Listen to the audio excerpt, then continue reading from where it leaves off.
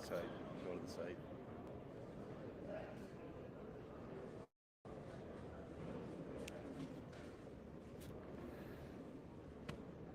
Hey fellas, welcome back. Mouths of the Merrimack. Here we are. Yeah, I know. It's been a few months, but let's do this. All right, guys, we're here live at the Rhode Island Saltwater Show, the biggest show of the year in the Northeast. Everyone gets excited. We're about to go through the beginnings of getting ready for the season, and it's always an exciting time. Yeah, definitely. It was one of those things. As soon as you walk in the building, the juices really start flowing. Start thinking about getting on the water and making it happen. And it's cool to be reconnected with everyone down here. And it didn't take long for everyone to be like, "When's the next show? When's the next show?" So here we are. Just came to the show. Yeah, and we came here, and luckily we're sitting here with our good friends from down in Boston. All right, Captain Brian Coombs of Get Tight Sportfishing. How you doing? Good. I'm doing well, man. All right. Doing well. Can't wait to start fishing. Happy that we were able to do the podcast. We were out to dinner the other night. And we were talking. We were like, I don't know how it came up, but somebody was like, "Hey, why don't we do a podcast live?" We just go do it live from RISSA. This could be a thing moving forward. I like it. Awesome. And you want to introduce your buddy here? This is Captain Vinny Scatino. He runs Point and Shoot Fishing. He's one of your fellow Pan Marine people. He's part of the club. He's part of the club. Yeah, he's got the elite status though, because he's got the twin 225s on there. Yeah, it's a little slow. If you ever seen a boat that you think it might fly, that's it right there. Yeah, it's a quick boat. It's fun. But, So, yeah, just excited to start the season, and it's creeping up fast. now you guys are major players in the show circuit. You guys go around everywhere. See, me and Dan, we can't. We're kind of busy with other stuff. So you guys get to see everything up and down the coast. What shows have you done so far? We started off. We usually do some stuff in Boston Boat Show. We usually do some stuff at the Boxborough/Marlboro show now. And that was in a different venue this year. Yeah, Marlboro, Mass. Much better. Much better. Much venue. better. bigger place. Bigger place. Great show. They really packed in a ton of people to it. That was a great show to do. Then I did Ward Melville in Long Island. I did Hampstead Anglers in Long Island. I poked my head into Castafari for a day. I'm here. Next week 2 weeks we got Mohegan Sun, which is a really fun show. I've never been to that one. Have you ever been? No. No. It's nice as long as you can. As long as you can stay off the blackjack table, everything's good. Well, that's the problem. That's pretty why I stayed. Why I don't stay up on it, right? Last show of the season, it's like, let's just go out and have a good time. Everyone gets together. And it's great. You guys come with the crew, huh? You Oh, got yeah. everyone. Yeah, there's usually a ton of us that come down for these shows, and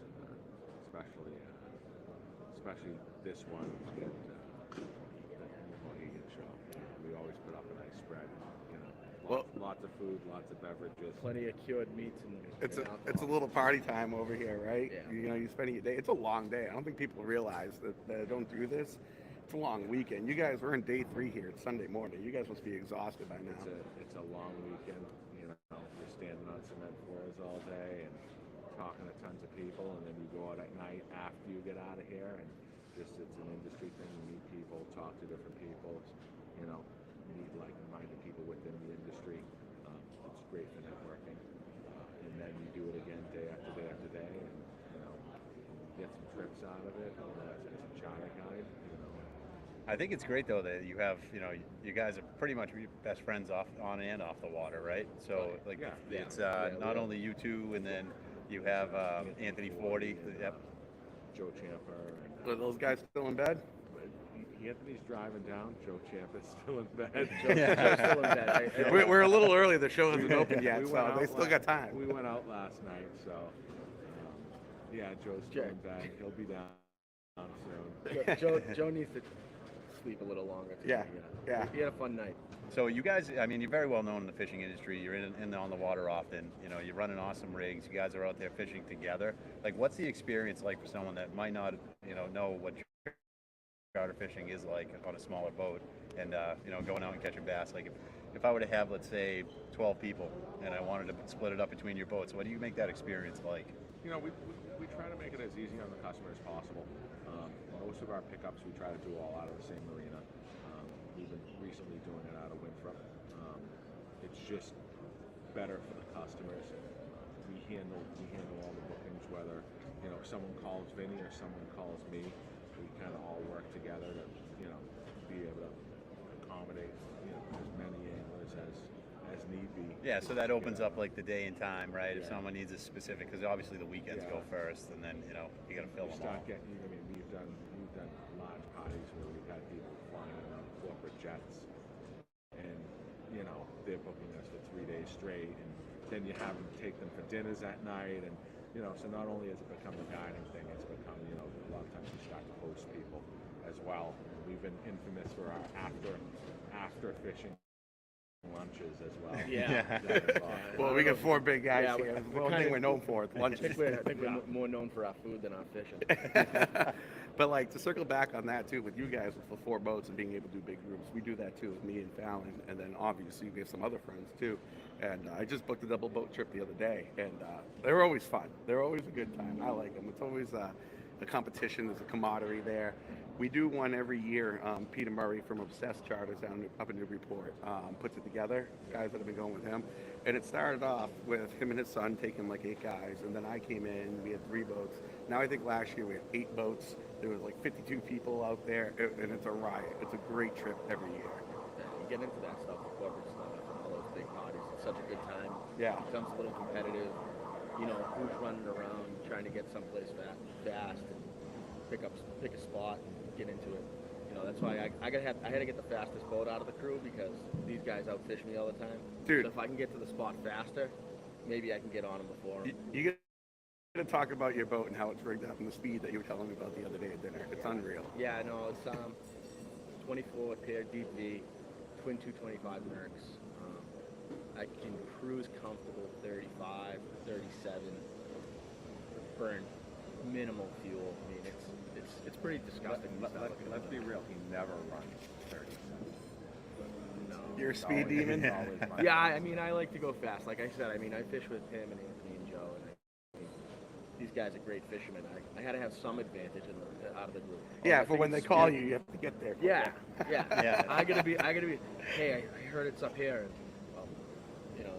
well, Well, I'll they tell got, you. they got pickup trucks. I got a sports car. Well, so. I have always looked at it as a boat.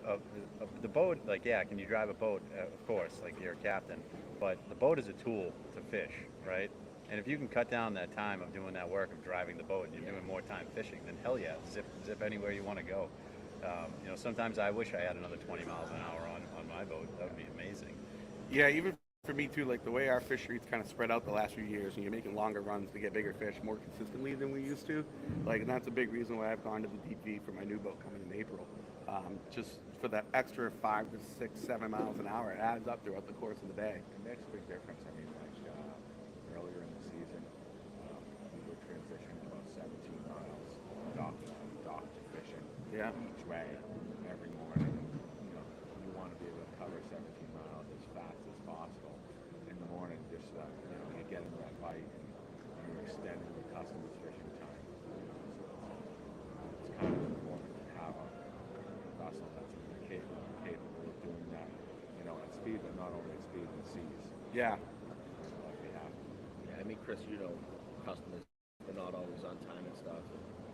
Running a little late. It's always when I'm like trying to hit a tight bite. window Yep. tide. Always when I have that Yep. tight window tide. We'll be there in 20 minutes. Ah! Yeah, and having that extra speed it makes life a lot easier, just to be able to get up and go. It's like, we're 10 minutes behind. Well, hopefully we can make up 5 of that on speed. And it doesn't rock too much because we went. One of the big things when I got my parrot, the DV wasn't an option, and so now that they have it, I was unsure because I do so much fishing in the bay and shallow water, so much drift fishing, and I was concerned about the rocking. And then me and Dan went out with our friend Kyle Davis, who's got the DV, and dude, right? Did you even notice much of a difference? Oh at no! all? Well, just the fact that we could go way faster. Yeah, It was that too, but- my smile got a little bit bigger. But yeah, We can go faster, further, and more comfortably now. Yeah, Yeah, exactly. it'll definitely put a smile on your face. Well, the big smile on my face is the tower. Yeah, the tower's great. I mean, there's just so much advantage to that. You don't even realize it until you have it. Yeah. Yeah. I'll be fishing. You see these small little pockets of fish that are busting, and when you're up in the tower, you actually look around. And you're like, oh my God, that school's 50 yards, and I'm only seeing 5 yards of what it is. Yeah. Do you get like that when you're up there, specifically with albies? Like, say you see 2 or 3, 4, 5, 6 quick ones, right? And you're up in the tower. Is usually that school bigger underwater? Like, Oh, is yeah. it totally Yeah, visible? oh yeah, it's totally different. Yeah. Anytime I've ever been in the tower, you see exponentially more. Oh, I can't. I have super tower envy. Can you put one on your boat? No, so I, that would be the next project for myself. Yeah. If I do go to Utah, would be to add a tower. I'm not sure if it's in the works right now, but it will be at some point. Like You got to do it. Vinny was the first one saying, "No, I don't know if you should get a tower." Now he has a tower. Yeah, I mean, I didn't know. I really didn't know how much I would use Super it. jealous. I didn't know how much I would use it. I got it, and it's like. I was out there all watching the time. Brian on the Water. What was it, last week or 2 weeks ago? And I'm just seeing Brian catches a fish, and I just kept pausing it because in the background I saw Vinny with the tower boat, the camera boat. Yeah, it was. There it is. It was a great shoot. Everything looked good. But yeah, the tower it's just such an advantage. We were out tuna fishing 2 years ago. We had that school of giants come out of screaming at them from the tower. I'm like, cast. I mean, I think if we hooked one of those on the gear we had, we might have been in a little bit of trouble. But hey, we would have been. Yeah, it's always worth It's always worth the story. Yeah. Hey guys, mind if we get Mervin here real quick so we can get back to his boat? I'll pop You want to up. slam back again? All right, cool. All right, we're gonna be at the booth all day with these boys. One of you guys can still stay. Yeah, right. You stop. Yeah, you stop. Get it. Still the last 2 hours. Merv, how you doing, bud? Smallest guy in the group. Good to see you. Well, it's not hard around here. How you doing, man? Thanks for coming. Good. All right, guys. So you guys don't know, this is Merv Rubino. Am I saying that correctly? Rubiano. Merv Rubiano, and this guy's got the prettiest lures at the show. They're almost too nice, you can't even fish them. But Merv is the owner of Strategic Angler. So welcome aboard. Thank you for coming, man. Hey, thanks for having me on here. I've known Brian for several years now, and it's like every time I come up here, give me food. That's what you get. That's what you get. That's man. that Italian heritage, They just know to weigh a man's heart. It's awesome. Oh, it's awesome. So where'd you come up from, Merv? So we move around a little bit. I'm originally from Jersey, but before Jersey, I actually lived in Africa for a little while. So Jersey, went to Jersey. I used to work for Apple actually as the store manager up here in Atlantic City. Then I ended up going to like Pennsylvania, Baltimore area. Stayed there for a little while. Moved down to Florida. My wife actually got a job. She got headhunted. So we ended up in Florida. Stayed there for about five and a half years, and then ended up in Charlotte. And I was like just dying. I was dying. Being 4 or 5 hours away from the ocean. I've always been like 15 minutes away. So then the end of the world happened. You guys know. 2020. And so we had the opportunity because everybody was working remotely. I mean, I pretty much give me a 10 by 10 room, put a lock on it, and I'll just make stuff all day long. So what ended up happening is we moved to the Outer Banks, and we've been there for about a year now. Yeah, that's awesome, man. And that's So- like a fishing mecca down there, right? So you got everything. It's a different fishery. Yeah? I'm learning as I go. I've been doing this for about 13, 14 years, and every day is something new. But then you kind of have to cater to that. Yeah. Because if you don't, then you become old school. Yeah. You know what I mean?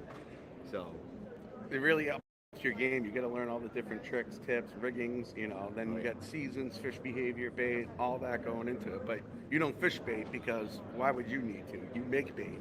Yeah, well, that's the interesting part of it, right? Is like it's not only are you a fisherman, but you are a true innovator, right? You're making lures that people have never thrown before. You're doing a lot of trial and error with that kind of stuff. And, I love that you brought some samples here. You could kind of show your work off a it's little just bit. a little easier for me to go rather than you guys running over there. Definitely. Yeah. Yeah. What booth are you at today for the people that are listening on the way in? Goose Hummock. Goose like, Hummock. on the corner. So generally speaking, like I bring a lot of stuff. I don't sell directly at the shows. Yeah. I just do a little bit of this.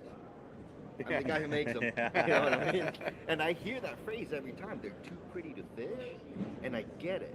But the thing is, what we're trying to catch, whether it's albies, like for the little stuff, whether it's albies or bluefin tuna on Imagine hooking up a 400-pound fish or something like that. Oh, the Right? little stuff, the tuna eat those too. You're we hooked know up that.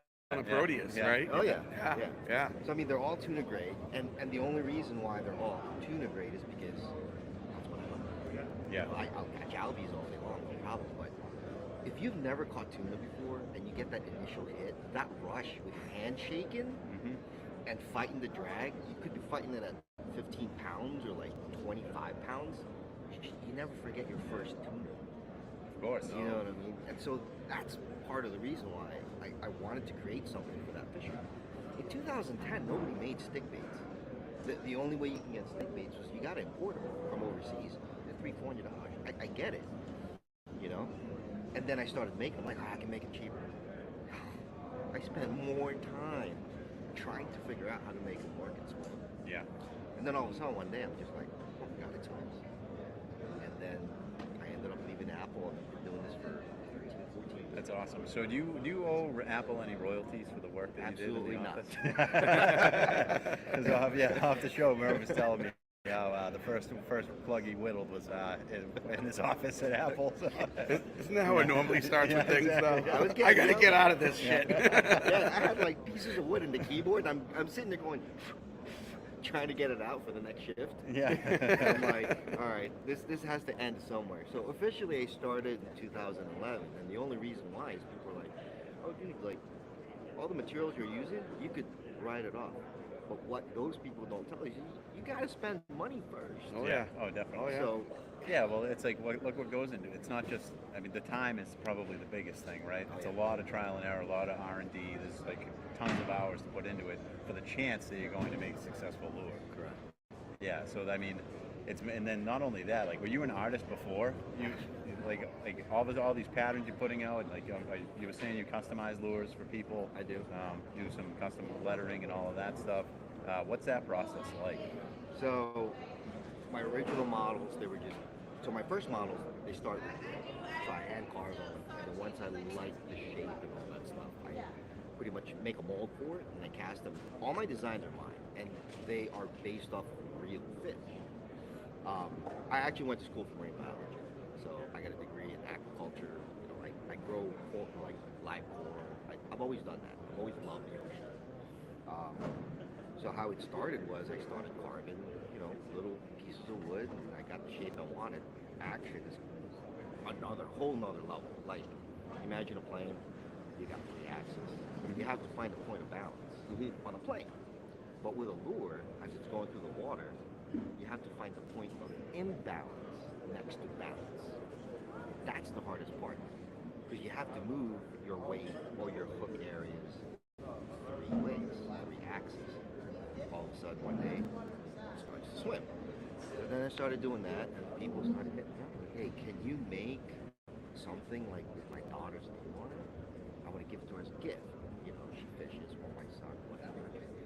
That's really how it started. So then I was like, okay, Strategic Angler is kind of like a cool name, but it's a total custom entity. Like, they're built from the ground up. So then I was like, all right, we'll call it Strategic Angler Custom Lure. And you know what? Word of mouth is the most powerful thing. Absolutely. I mean, you guys are drunk. I knew about these from 360 Tuna like 10 years ago. Yeah. Long That's time where, ago. that's Right. where I first saw them. That's right. Remember that? Does that say? Do you guys still go on that at all? I Every haven't now and been then on- I'll go in there, But and like- then I'll see people talk about Strategic, and they're like, they're so hard to get. I'm like, dude, 2 hands. You know what I mean? Yeah. If I can have more hands coming out of here, I'd absolutely do it. But you know what? It's when you love what you do, and this goes for anything. This doesn't have to be just lures, right? If you love what you do, the work shows. So if you guys go on my Instagram, you'll never see my face. Nobody knows the face. I just met a couple of guys earlier, and they're like, "Oh, these are 2 pretty fish." I'm like, "I'm sorry, guys. I guess I could make them look a little uglier." It's like, but I make them. I like pretty things. And like his eyes opened up, and it was like, "Oh, you're right." Yeah. So I kind of had the same thing happen. I'm like, oh, there he is. yeah. So, and you know what it is. When you love what you do, it doesn't feel like work. Yeah, of course. It shows at the end. You know what I mean? So I don't put my face on Instagram because I want these things to do the talk. Yeah, definitely. What is your Instagram handle so people know? Strategic Angler. Okay, awesome. So So how long does it take you? Like, how many lures can you pump out in a day, or does there one pattern take a little bit longer than others? Like, So I love that question because there's no true answer. yeah. However, when you're making lures, right, and a little bit of like a dozen, Mhm. you kind of can't just do that dozen because by the time you're done painting that first dozen, there's another step to it. So what I do is when I do batches, depending on how many hooks I have hanging in the spray booth, which I actually built too, using hydroponic the fans. So Okay. I actually built it through so it goes outside. Just goes right outside. So what I do is, I have a batch that I start sanding, either it's 12 or 24, and then the next batch goes into primer, and the next batch, and it's always in progression. Yep. So to kind of answer your question, I could do about 80 to 100 a month, Yep. but I'm killing myself. Yep. When I do that, I notice there's a piece of lint on the epoxy, Oh yeah, the little like a little smudge. Imperfection. That shit stopped me from rod building. I swear to God, I was I getting built so rods. frustrated with it. I stopped building rods, and that's the reason why. Yeah. There's like I think 20 rods out there that I built for people that. I'm sorry, guys, I can't build rods. This is before I started going heavy into this. So when you start doing like little epoxy, you gotta take your time. All the lures are signed. They're hand signed. It's not a sticker. It's not I sign every single one, and you can actually see on the lures too. There's differences in color. Mhm.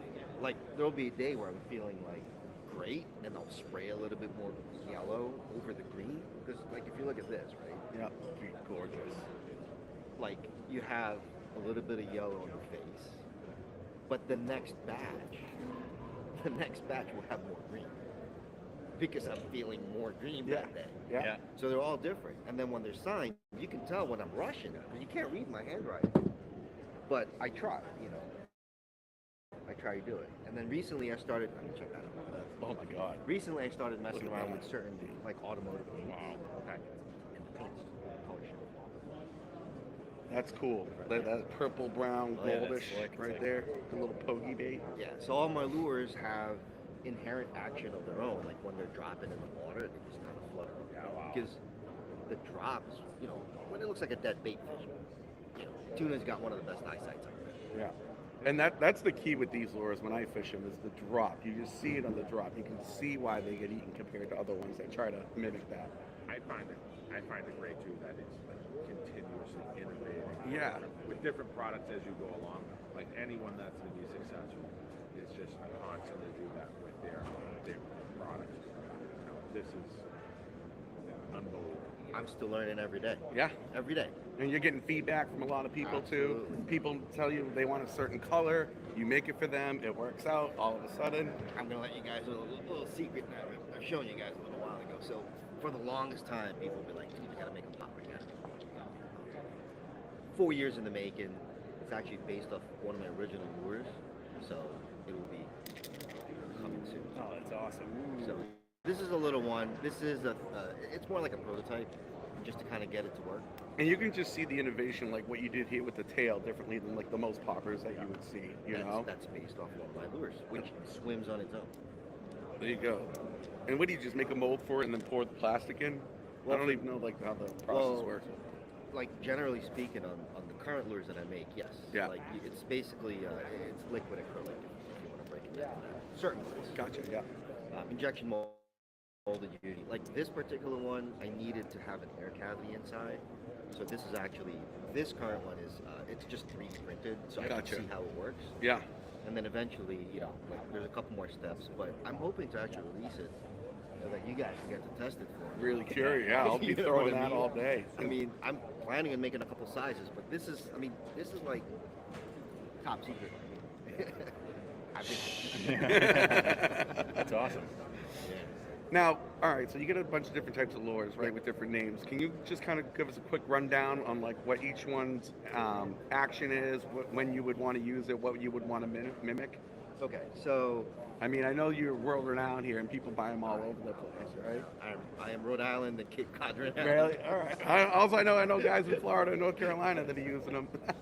Yeah, so basically I make two kinds of lures right now. pretty much all of them, with the exception of one particular one, all of them have action on them. It usually takes me on average about a year to try and fine tune that, kind of like finding that point of the balance. But any of the lures that I make that actually has like a belly loop like this, they will have their own action where you can sweep them, you can let it drop, you can do all that stuff. The ones that don't have a belly loop, these are more slower lures to use. Yeah. Like, you gotta let them flutter. The key is you gotta cast it out. You gotta wait 10 seconds. And they flutter like this. I mean, they look Yeah. like a jig, but I always, so there's fish that swim mid-water, right? The longer you can keep the lure in their face, the better it is. There's obviously fish on top water. I have some floating lures working on top. And sometimes fish are holding deep, and this may not be the right thing for you.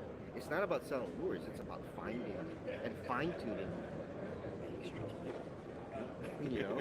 Yep. So all the lures that don't have a belly loop on them, they're more slower style fishing. Like this one, for instance, this is based off of butterfish. And Yep. what's that one called? This is called the Proteus. Actually, this is Kyle's favorite lure. Yeah. It was on his boat when Dan hooked up Yeah. on it. Yeah. So I make the Proteus in a couple different sizes. The larger one is about 5 inches. It weighs 3.5 ounces. Well, that's the thing. Like even that, it's a small lure, but it's got weight to it. You can sling it, and you know, when you're throwing 10,000, 18,000, 20,000 size reels, you know, 60, 80 pound braid, it's hard to fish light lures. So when you get something this size to mimic the bait fish that you can cast and swims well, and you know it's going to catch, you know, it's a winner. Yeah. So like, you know, I take like real fish. You know, I'm inspired by certain shapes, certain designs. Put them up on the lure. You do a trowel painting, and then on my Instagram, I'm always asking everybody, like, hey, is this correct? And you know, the reason I ask that is because hoagies, for instance, bunker, they look different here compared to down in Florida. Okay, yeah. So I paint it based on the region, and then you know you have your standard patterns like your mackerel. You guys have mackerel up here. Oh yeah. We don't got them down there. Yeah. So, but people still fish them all over the world. Like, what is it exactly that makes a fish want to take something? Is it the pattern? Is it the color? It's always like a back and forth. Do fish see color? Yeah. Maybe not. We don't know. But action is key. If you have the action, there's no pink bait fish. Yeah, there's a lot of elements And to pink it. catches everything. Exactly. It catches everything. With that Proteus too, like having the just the way the sunlight hits the water and what it must look like from down below, like up as it flutters down, because it stays level as it sinks, which is huge. You know, like a jig's gonna drop and it's gonna turn. This thing is going to go. I mean, obviously the different sizes, but you can get it pretty far down the water column. And it's nice because it's actually kind of like lazy man fishing, you know. If you don't, I'm lazy. Yeah, if you're not, if you think you're going slow, go slower, right? Yes. That's how this thing works. It does its own magic, which I think is amazing. It's awesome. And I just think as a fishing tip for anybody who's starting to tuna fish, what you said earlier about these, about letting it drop for 10 seconds, that was one of the biggest things when I started doing it. That, you know, all the guys that were showing me what to do, they're like, yeah, you gotta let it sink. And we were fishing before we had this. We were fishing what were they? The old L-Jacks by Missouri, I think they were. You know, if you can ever find any of those, hopefully there's some at the show today somewhere sticking around. But If you can't find them, I don't. Yeah. So what was the first lure you made? The first What's it lure I called? made was the Frantic. It was a weird name to call it at that, but the faster you retrieve it, because they have action of their own, the faster you retrieve it, the more frantic it gets. Yep. So I was like, that ringer, Frantic. So the first lure that I made was the Frantic. That took me 7 months. 7 months to actually get it moving in the water. And I developed that in Florida. Because when we moved to Florida, almost every house has a swimmer. We never used it. It was a lure testing tool. Yeah. You know? So I started doing that, and that was in 2011-ish. This year, this is actually the new version of the Frantic. That's why I bought it. This is the release, basically, circuit this time around. I've changed a little bit of the shape of it. I've made a teardrop loop instead of your standard like U. Yep. bottom. Yep. Like, it's the subtle differences that give it more action. Like, this is a looser connection to the hook. Yep. So as it's fluttering, because of the shape, you get more movement of the hook. Because the lure moves, the hook always stays. So, changed a couple things. My first versions of the Frantic were basically molten ABS, so you couldn't see through it, but I had to foil it on the outside, which is not a problem. But when you have a hook swinging before you cast, sometimes you'll damage the foil. It's normal, it happens. But I was like, you know what? I need something that lasts long.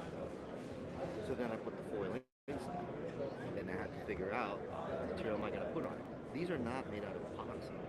Epoxy yellows, and I built like epoxy tables too, and I noticed that depending on how long it's been sitting there, it yellows. And I didn't want something yellow, so these are basically almost a version of cast acrylic. They are tougher. They will crack, but you need a sledgehammer. So those are the changes that I did.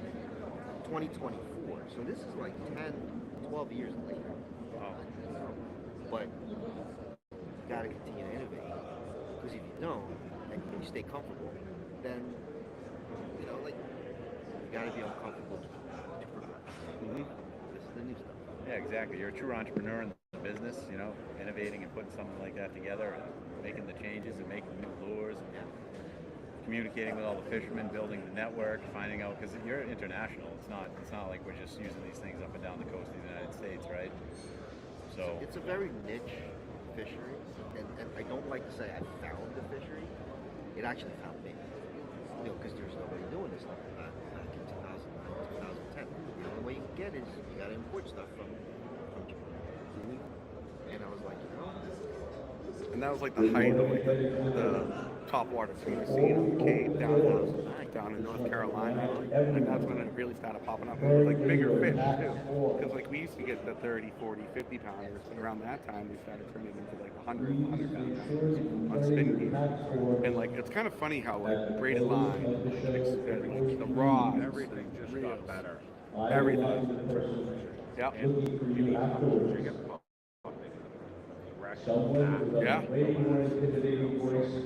The need for John Lake at Division of Fisheries will be looking for I you. was talking to someone yesterday about like the first jig and pump style rods and how far they've come as far as like a lot of them are more meat sticks. I had a custom wrapped CalStar. Fedor. Really problematic with being able to work a lure correctly. yeah, definitely. And the newer stuff, like every year, the product is just getting It's lighter, it's Yeah. stronger. I mean, I feel like there was an era where durability was the thing, right? A rod that's going to last, it's going to be built tough, and it's going to be able to handle the fish. The action element of it really wasn't taken too much into consideration. And then when you get into like the carbon materials and everything that they're making things out of now, like super lightweight and super stiff. It's like it's amazing how you can throw, you can throw a 1 ounce anything, or even less than an ounce. You can throw it a country mile, and then you can fight a big fish on a rod. It really is amazing. And there was I was actually talking to Jane from Black Hole the other day. And there's a new carbon that's out. I forget the name of it. It escapes me, but it's huge in Japan right now. I guess everyone's going crazy over it, and I expect we're going to start seeing rods made out of it. So most of the carbon technology stuff actually comes out of the cycling industry. Yeah. The cycling industry has been dealing with that. So I come out of the cycling industry. The cycling industry has been using carbon since the early 90s. It really came, a lot of the carbon stuff came out of aerospace, and then it trickled into the cycling industry. Yeah. And then it kind of went from the cycling industry into rod building. And it's amazing to kind of see that progression of all these different things. And most of it has to do with like the layering of carbon and weaving of carbon and actually how it's baked. Most of carbon is actually baked together, fused together. Shimano must have had a little head start in that world too because of their cycling. They're in just transferred over to fishing. Yeah. They've always been pretty much the most dominant within the cycling industry for years and years and years. But we saw a lot of the carbon technology that we see in the rods now have come out of basically frame technology. for vice versa. Hang on a second. All right, I think we're good. I don't know.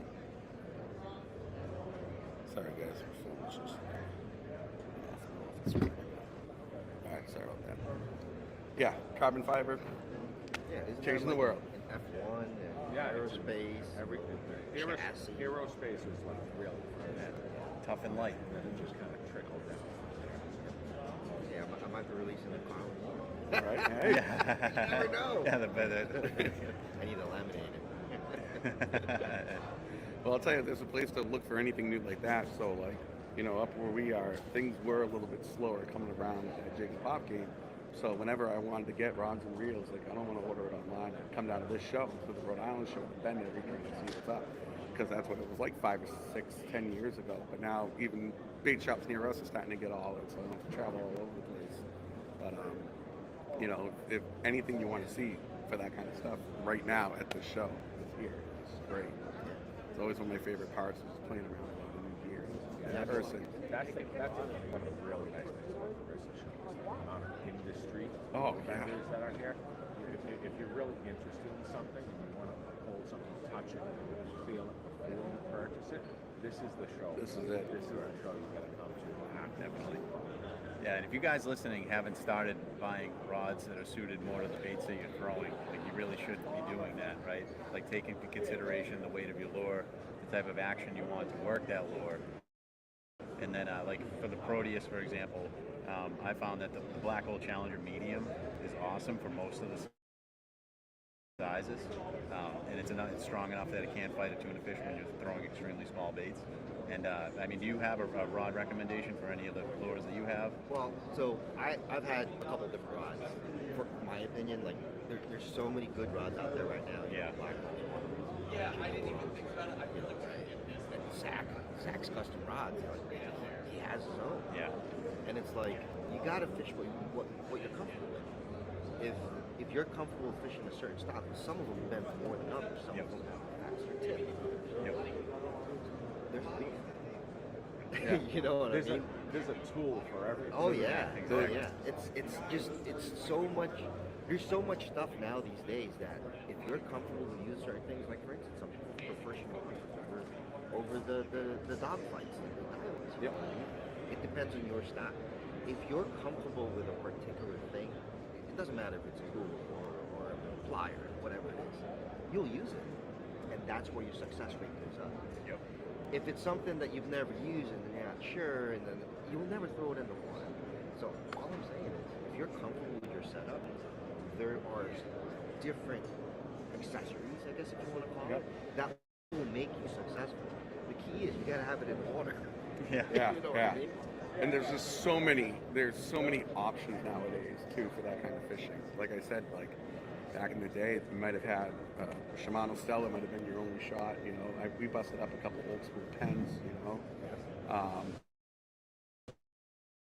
Even like the raw difficult to find. At that time, you had to go custom, to really get one that would work before things like OTI was around. Was one of the first ones that came up, right? Yeah, they're here. Yep. And then those guys in New Jersey that were doing it and like really pioneering it. So, yeah, really cool stuff. But so going back to the wheels, they headed up to fish some of the stuff. Fishing. Some of the first stuff I fished was but I also got to do the stuff. Oh yeah. When you went to the Galapagos. Galapagos Yeah. too. What was that? That was the nine. So that was like Those are prototype the big versions of this guy. Yep. Same thing, like you sent me pictures. Yeah, we were catching. You know? And that was kind of. Was that the first marlin on one of your lures? Yeah. Awesome. Got a bunch of mile on, and then recently he sent me a bunch of the smaller stuff and done incredibly well in falls out for the past fall on them. Those were like my secret album weapons. Yeah. But the days that really get inside. Well, So are you catching the albies on the drop or on the retrieve, or like are you still being quick with it? Slower. Oh, that's nice. That must be awesome for your trips because no one realized how much they have to rip an epoxy jig to really hook one, right? They can move a little slower. Calm. They work incredibly well.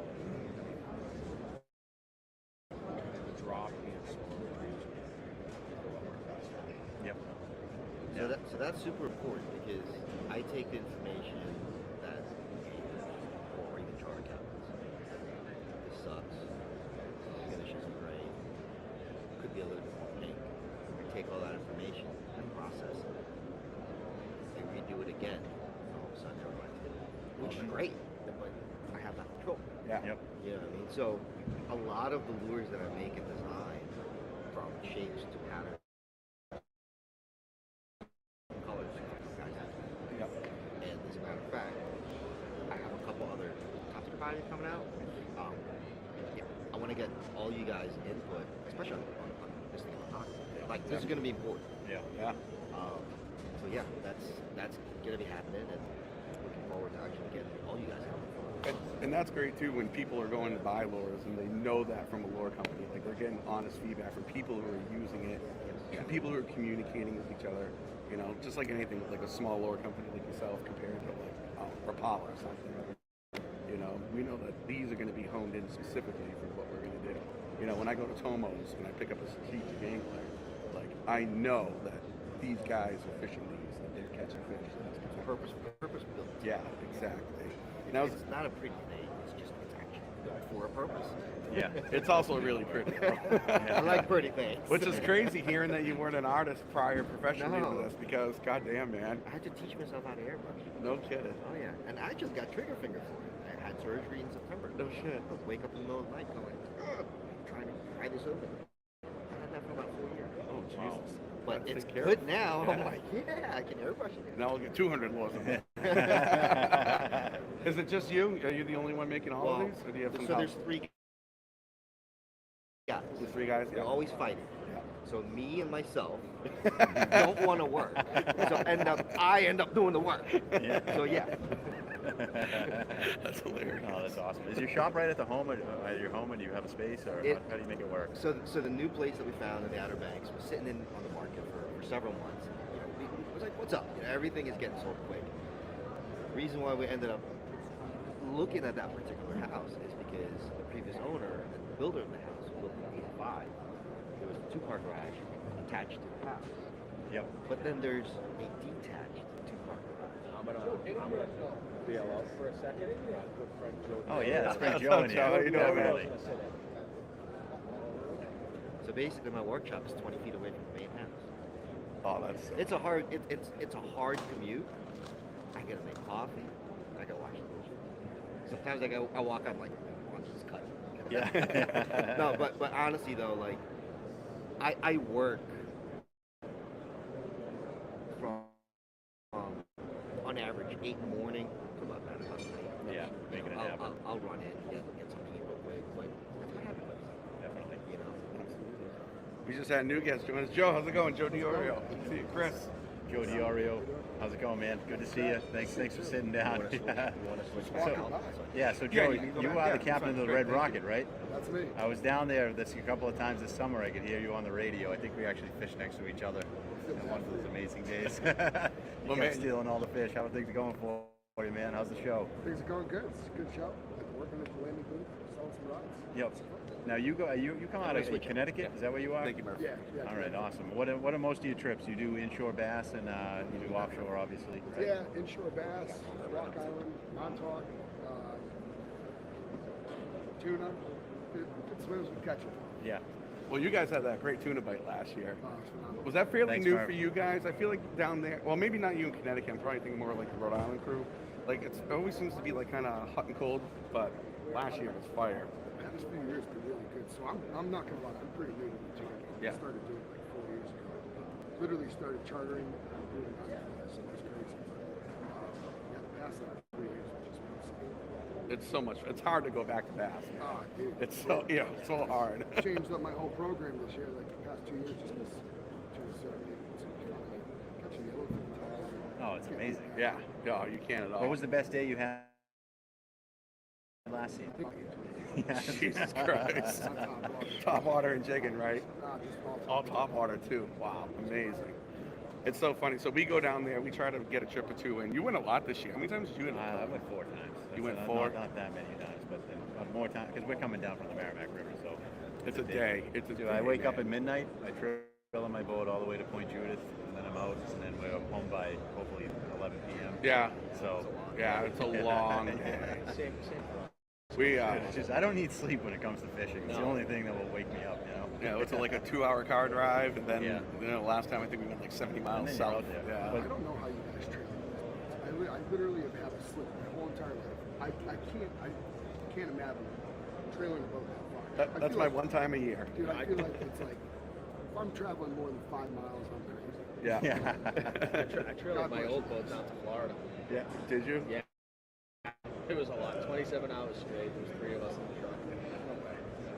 If my new boat gets ready, I'm trying to get down for my April vacation.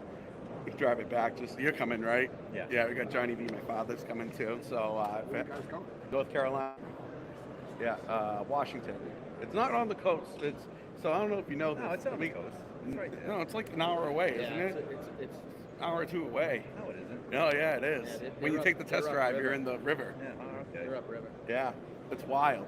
But in this little town in North Carolina, they got Pear Customs, they got Parker, Grady White, Privateer. It's like this little boat building. It's really cool.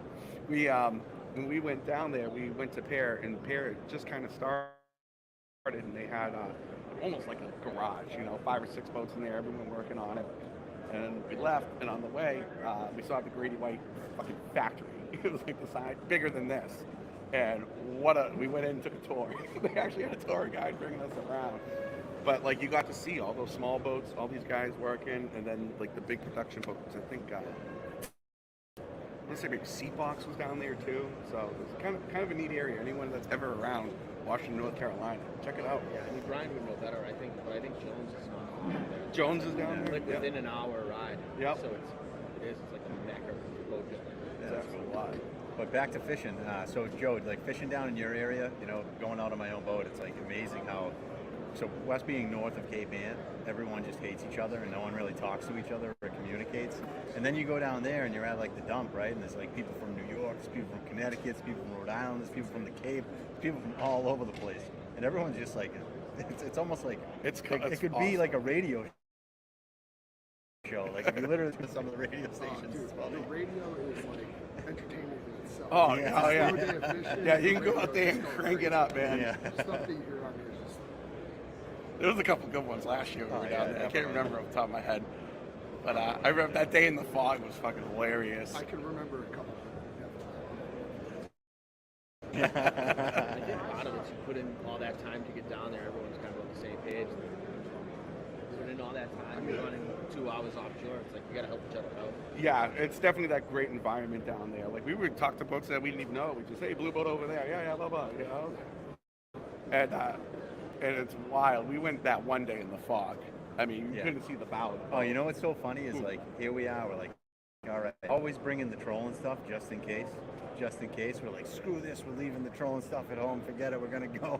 You can see like 3 feet in front of us. It's like, oh, the one day we probably could have used it. You hear on the radio, hey, red boat in front of me, you cut me off. They're like, I can't even see you. Yeah. I heard that a couple. Well, there was a Yeah. collision there last year. Was Yeah, that Mike last saw year? it. Mike was That right a good there. one. That was bad. Were you guys around that at all? My other captain was running the boat on the weekends. Yeah. I luckily don't not run. Yeah, good for you. That's, I aspire to that one day. Oh, man.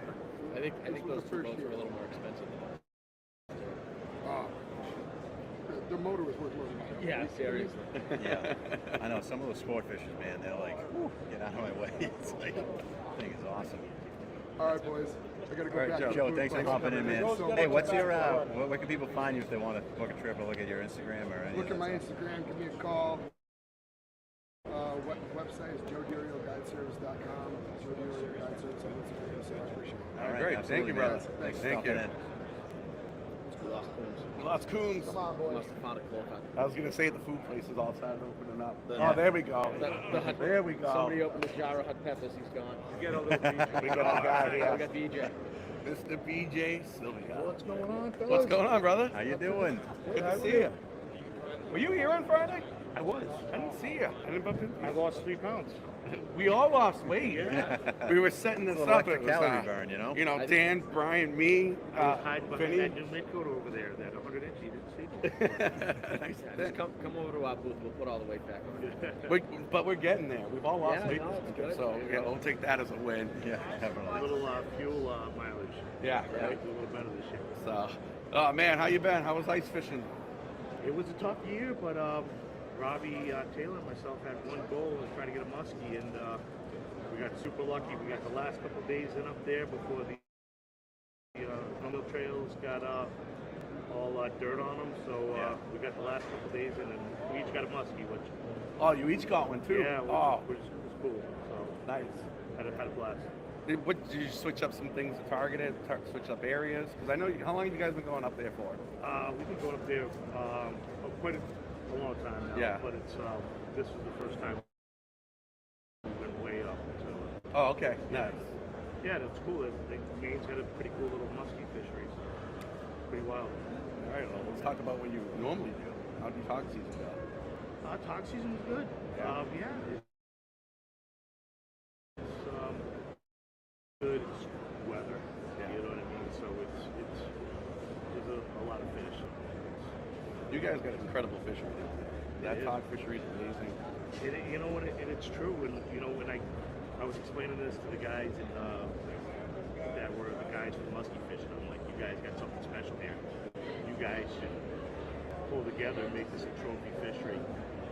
All the biologists wanted to kill every muskie. I'm like, The biologists wanted to kill it. yes, they think there's no food in the lakes for them. And Robbie grabs the hummingbird fish finder, puts it down, starts jigging up perch one after another. We're like, dude, these fish are fat. There's so many of these fish, but all the charter boat guys in Newport all pretty much let the females go. They let all the big fish go. So it's kind of cool that all the captains kind of came together to kind of pull themselves. Yeah, that's incredible. Makes So, a big difference. real quick, because this is actually the first time we've had you. I can't believe it. Can you just let everyone know who you are and your business and all that stuff? Quick little intro. I'm BJ Sylvia. I've been, this is my 16th season flipping out fish charters. So I've been fortunate enough to get hooked up with Humminbird in Minnesota at this show probably maybe 9 years ago. So that's why these shows are really cool to make contacts, make friends. Yeah, and you're out of Rhode Island, right? Out of Rhode Island, Yeah. yeah. Yeah, and the Dakota stuff is great. You've got great product. They're awesome people. Love Yeah. working with them myself too. It's super lucky to have that. And that trolling motor has changed our game fishing. Oh, yeah. Especially with you with the togging down there. Absolute game changer. Absolutely. That's absolutely awesome. And you got And you can't be without it. I tell guys, get one, I'm like, well, if you get it, it's over. So you can't. and you got to test out the new trolling motors this year, right? So you have some hours on them. I'm getting one of the new boats. So I'm excited. Yeah, I've been testing for a couple of years now. Yeah. So that's the cool thing about Humminbird. Put it in the guy's hands. And make it and the guys are going to try it out and cheat the heck out of Yeah, it. we try to break them first. Yeah, try to break it first. And it was, I've had that motor for years. Oh, nice. Awesome. Do you have the Tarova or the Altera version? Just updated Tarova version. But I did, Tyson came down to fish with me in September and he had to go on the bow and put my motor up and down about 10 times. So yeah, we had So you might be getting the auto one now no, for the next trip. that showed up a week later. I'm like, Tyson, put the motor down. Tyson, put the motor down. So, I know I'm bummed out he's not here. Tyson, Yeah. if you're listening, miss you, buddy. I haven't crossed the trolling motor bridge yet. You got to, man. You I got. know, How can you have a tower and not a troll? Oh yeah, you need that. You need the I gotta get Altera on too, it. Everyone's all definitely. over me. I gotta pull the trigger. I love the tower too. Though. Dude, it's the best money to spend. Like, So, honestly. you know what though? It's getting to the point. That's all everyone wants to talk about. It's like, What's a how- tower? How is it? How is it? I'm like, it's everything you think. Well, dude, like fishing from a tower up our way is like totally a new thing, right? We got a rougher ocean. It's like you're dealing with a lot more elements, and it's not. This isn't like. This isn't Florida. Let's be honest. I can remember the first day I took the boat out down to Boston. 2 years ago, we had that crazy bogey bite right in the middle of downtown, and I came out with the boat. I'm up in the tower, and it was like aliens just came in. Yeah. Like people were looking at me, and they're like, "Where the hell? Where did this thing come from? Did I just end up going on?"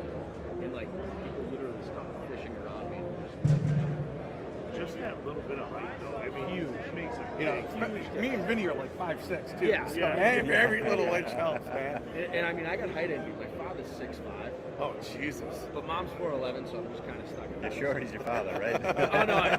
How tall is the milkman? Unfortunately, it's like somebody put him in the dryer, and I can't, Yeah. I can't even deny it's not. That's funny. But yeah, I mean, the tower, like you talked about, it's night and day.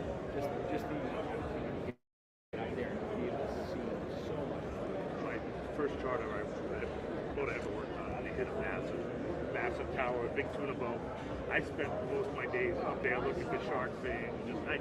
I would never come out of it. It was way up. I didn't even above it. think about that. Just shark fishing and sitting up there and seeing what's behind in the slick coming. yeah, like how many you'll see it. how many times has like a mako just been around and just hasn't shown itself or not by a bite? It's always the make. Yeah. It just stays on the edge a little bit, you know. Is there a cooler fish that simultaneously, like you look at it swim and it's like hunting, ready to kill, but at the same time very cautious about where it's going and very aware of what they're doing? I get that feeling. Yeah. You do a lot of shark fishing down there too, right? You know what? I like to try to bass twice a day, a lot of days. So anytime I can get away from that for a day or two to go, and it seems like the last couple on our rate, we're getting a lot of. We used to be makos, threshers, blue sharks. Now it seems like we're getting sandbars, duskies, hammerheads. Oh, it seems like we're switching to like all these brown sharks, which I'd never seen before. So last year I did a couple trips where we went fluke. Yeah. But as I'm doing these fluke trips, I pick a shark rod and I throw it out there with a bluefish fillet on it and just drag it. We put on light tackle. We put sharks on every trip. Oh, that's a ride. Yeah, just so, How big are these things getting down there? 100, 150 pounds. But yeah. Nothing wrong with The that. sandbars aren't big. Yeah. But they play. Yeah, light tackle for chart, I guess. Yeah. Super fun. Absolutely. Did you get any of that tuna bite down there this year? We did. Oh, nice. Yeah. I had a cool day. I lost 5 fish in one day, and it was the bite was all on the surface. Yeah. My deckhand Jackson, we decided to change crimpers, crimps. So we learned a valuable lesson that day. Oh. That we Don't overlook that. And you can't overlook that stuff with these fish. Yeah. Like, not saying you did, but No, we changing did. the crimpers and just like you got to change the crimps too. That's the key. jig tie crimps, Yep. diamond crimps. You know, we didn't know that. So we, but it was still a cool day. You know, to have. Yeah. To have a lot of that weather. Hey Al, how are you? Al, what's Buddy, happening, Al. brother? Good Oh to see man, you. we're gonna make Al Gag sit on a cooler. That's not right. Yeah, I know. Come Are you on. kidding me? This guy's the Al, man, you myth, take and this legend. chair. You guys got insurance? Yeah, the creator Yeah, of the Brian Whipping Booth. Fish, just recently Going inducted outside. into the Fishing Hall of Fame, Mr. Al Gag. Can't believe you're even with us right now. How's it going? Good. Thanks for having me on. Good morning to you. Good morning to everybody out there. BJ, you look great as well. Oh, thank you, you too, Al. I Thank you. never really liked you, but I got Yeah. He was holding a big fish in the boat. He liked me. Oh, that's awesome. Oh, that's good stuff, man. So how are things going, Al? You're really hitting the show circuit this time of year, right? Yeah, we're here today. We actually have next weekend off, and then we move into Mohegan Sun. That's going to be probably it's going to be a very good show, but that's where the induction happens. Yeah. I'm kind of nervous about it. Yeah, that's exciting, man. Well, it's all your hard work, you know, and you've built some amazing relationships in the community, and you know, everyone kind of looks up to what you're doing. It's you know, like the guy that knows it all around. Really. Dude, the Al Gags is a staple in the Yeah. Merrimack River early springtime for sure. But recently, you came out with the big game jig heads. How have those been treating you? They've been going good. Like a lot of guys like Brian Coop, you know, Get Tight Sportfishing. Yep. Oh, that guy? Yeah. Standing right there. Yeah. They use a lot of that stuff. You know, it's people like that that really spread the word. You know, talk about the quality of the jig and make it happen. I'm just a tackle jockey behind the bench building. That's all. Yeah. We're gonna get Brian back in here so we can talk about it. But Al, these guys are making me get back to work. All right, sounds good. I'll see you, Al. Yeah, All right, thanks for joining see you us. around, Yeah. kid. See ya. Here comes Uncle Brian. Yeah. No, I noticed Brian loves the alligator skirts. Well, he made that. He made that. He made that jump. We don't have skirts in the booth because of this guy. Oh, way to go, Brian! You ruined it for the rest of us. Originally, and there's lots of strips. Yeah. Now it's nice. Send me some skirt stuff. That was really best that I had ever fished. A lot of skirt stuff. My bad. So we fished. I fished one skirted one, skirted, out fished it. Significant. When we were down there, it's its first big game chicken. Yeah. The owner of it, we upgraded to I started fishing the skirted stuff. Stripers that spring. Hey, Vinny, can you turn that a little bit? Nowadays, I skirt. Yeah. Yeah. Probably gives it like a little thicker profile, especially for posts and stuff like that. Herring. It just more defense. The other thing people also understand too is because he has a pattern to his lures or whatever color it is. As you have the opposite color moving around on top of that, it's changing profile as it's kind of moving. It's almost added as attractive. It's an added action. Yeah, It's an a added- visual action. Visual action. Yeah. Makes sense. Because you're seeing, let's say you have a macro pattern underneath white skirt, it's breaking that up and you're going back and forth. It's just creating something that you should see noticing. So you definitely, I skirt almost all my guys.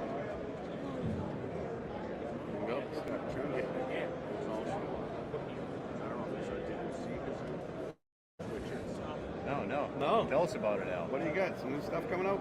Yeah, I have a 12-inch, 7-inch, soon a little 4.5-inch switch deal, and it's just lifelike. And I said,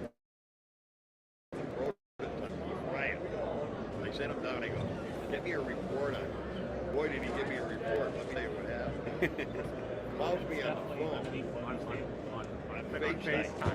On FaceTime and says, watch this. And he has one of his customers. I mean, these people are paying big money for trying to run their prototype.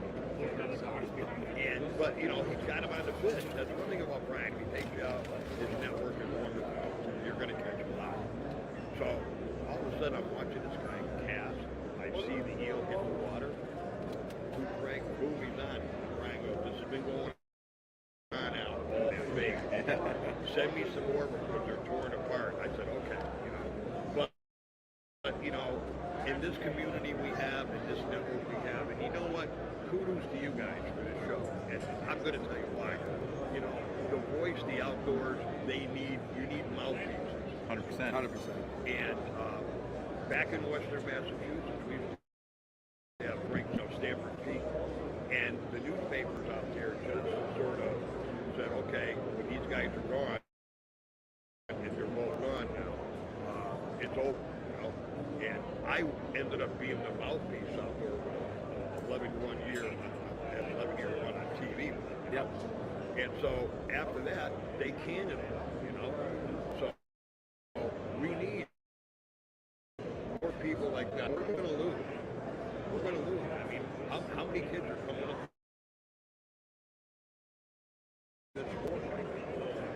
Not enough, that's for Not sure. enough. Yeah. I will say it's picking up. I feel like a lot, but still I not know that I'm enough. responsible for 2 of them. They'll be coming up.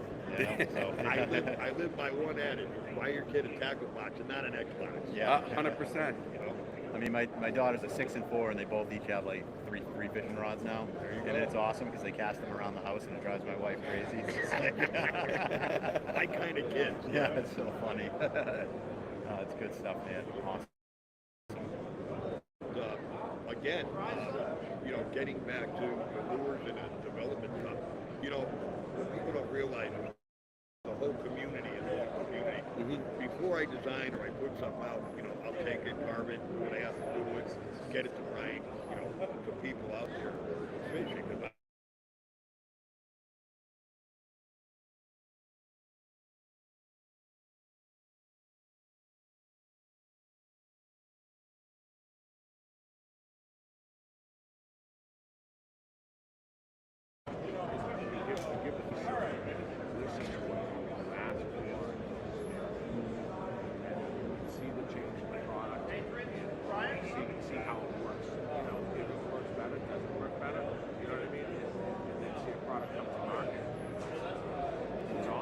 takes off and it's catching it. Well, yeah, if you don't listen to who you give the product to, or you have no faith in who you give the product to give you, I mean, for instance, Brian was saying, Hal, you need to do this, this, and I try it and it works, I have to make those changes. Yep. You know? But if you don't listen, why do it? Yeah.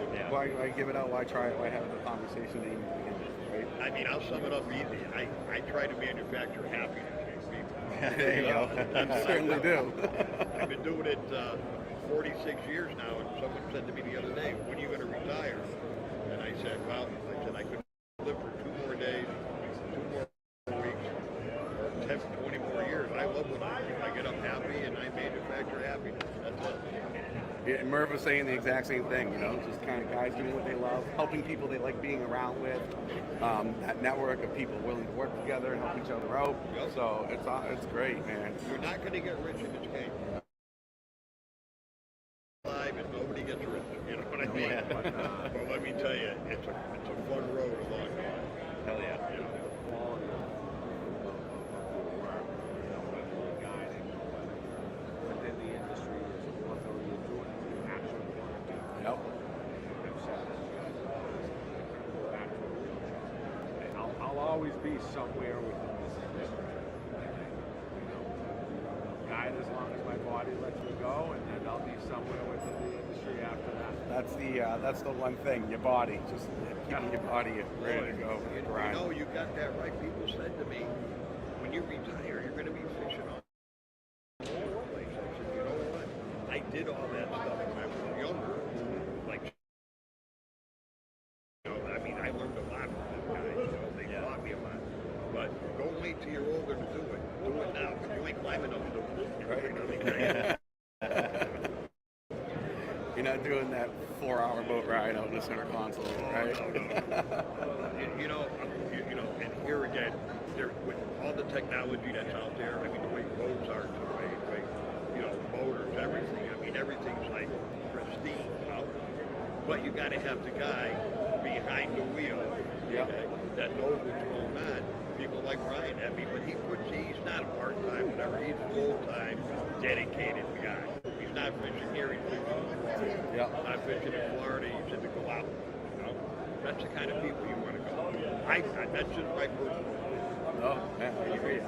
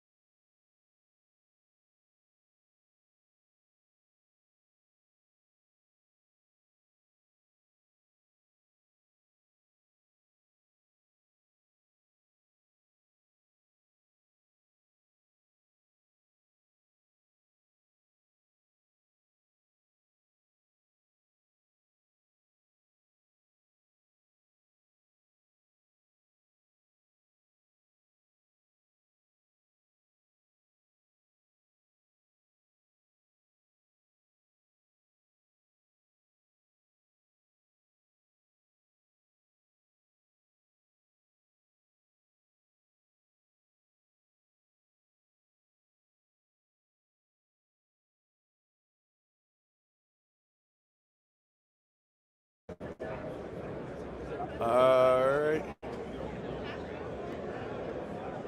One back. All right, guys. I'm not sure if you guys can still hear us out there. We're just getting some Wi-Fi issues, trying to get this figured out. Yeah, I think we're back on. The camera.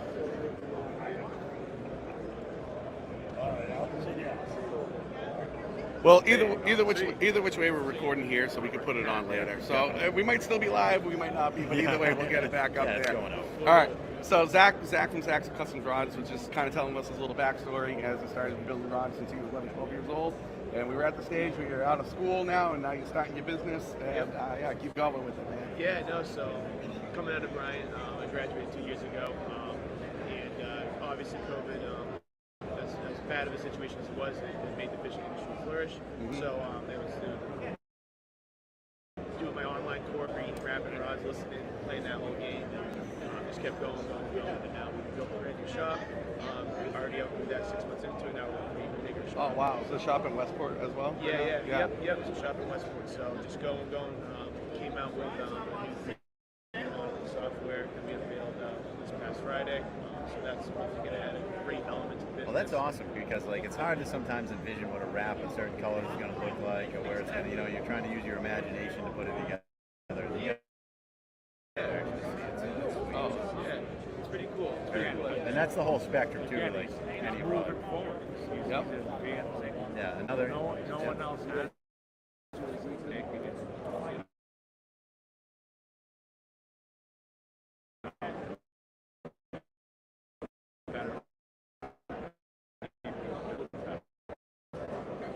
Yeah. I mean, how many rods do you make a year now? From when I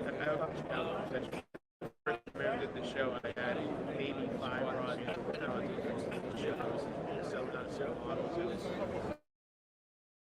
pretty cool to see.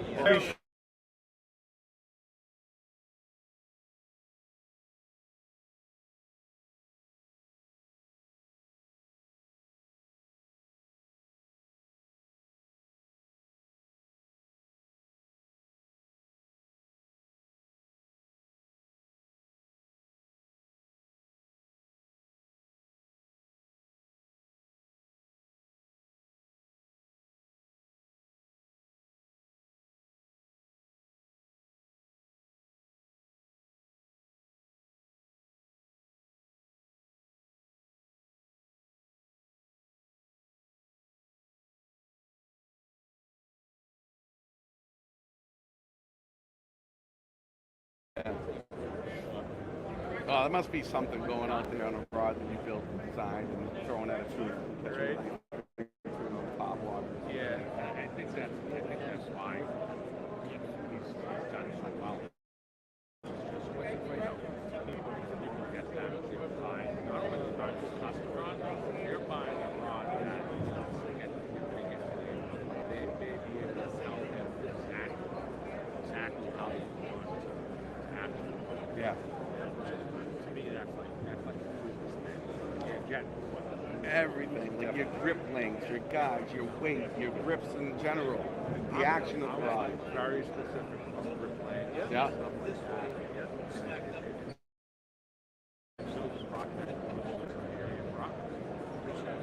That's awesome, man. So what's like your most popular selling rod at this point? So it's pretty tough because we're stretched very thin throughout. Like there's nothing really that's like kind of dead in our series, but focusing heavily on like the offshore stuff is where the business has ventured towards. Yep. So like our 8130 jack rods, our popping rods, our stick bait rods, our jigging rods, like definitely the jigging pop. Yeah, you've kind of been in parallel with the rise of the popping game too. Yeah. So that's awesome. Yeah, it's pretty cool. A lot of people are getting into it, you know. It's definitely still, even though it's been around a little bit, it's still a newer. I've been seeing guys like switch up their like 30s and 50s and like dropping down now fishing 16s and 20s. Oh yeah. And like those rods now are starting to change. You're starting to see like the stand-up rods getting scaled down, being spiraled down, things like that. You find a lot of differences in that when someone comes up to you and they say they want to set up like rods for trolling bars. Yeah, no, definitely. Yeah. The days of like standing up and having your true key wide in your hand are rapidly coming to an end. It's like with the advancement of the field, the advancement of playing technology, when things can be stronger and thinner and lighter, it everything's complementing one another in terms of like guys are using and the feel. I mean, no one wants to handle a 5-pound reel and a broomstick of a rod or for a 50-pound fish. Like No. everybody like light. Tack 16. I want to go and get a 300-pound tuna. You know, it's like it's pretty cool to see that. And that's how I like to fish too. So. And you know, you're making rods that are getting tested by 150, 200-pound top water tuners. So, like, you're gonna know, like, if they're built right really quickly, and they're obviously holding up because everyone.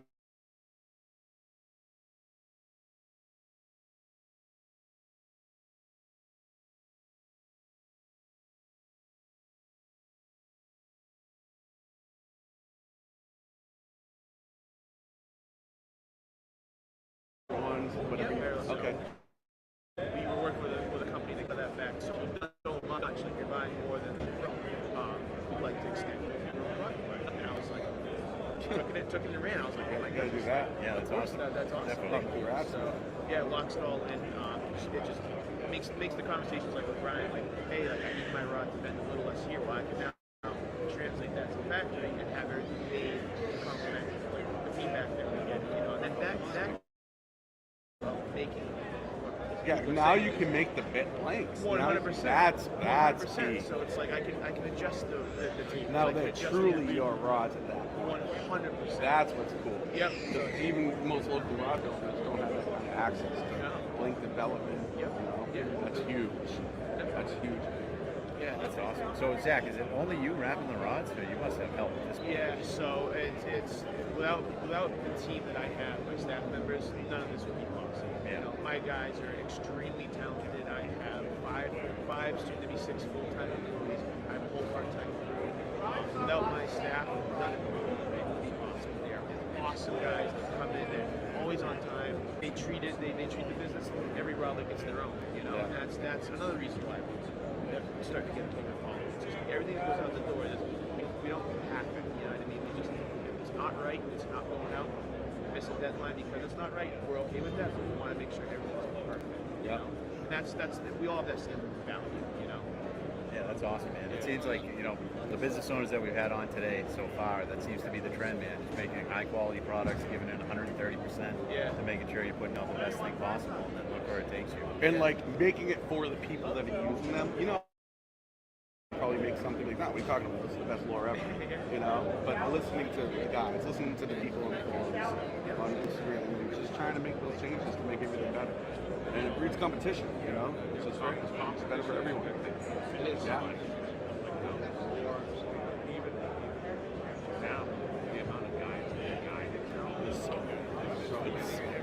Yeah, competition makes you step it up. It does. It is. You'll never be complacent with competition. Yep. Yes.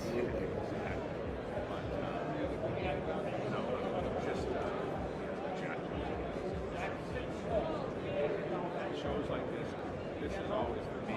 It's the biggest show of the year, and it always marks like It's like the juice is starting to flow.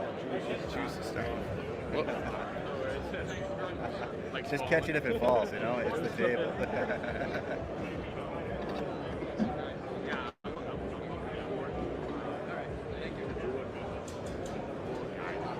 Yeah.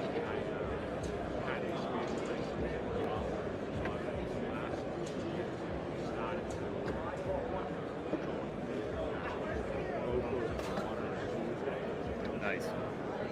On Tuesday, like March 12th.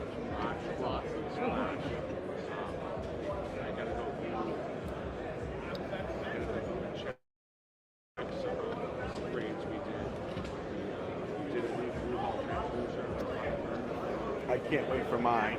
I cannot wait.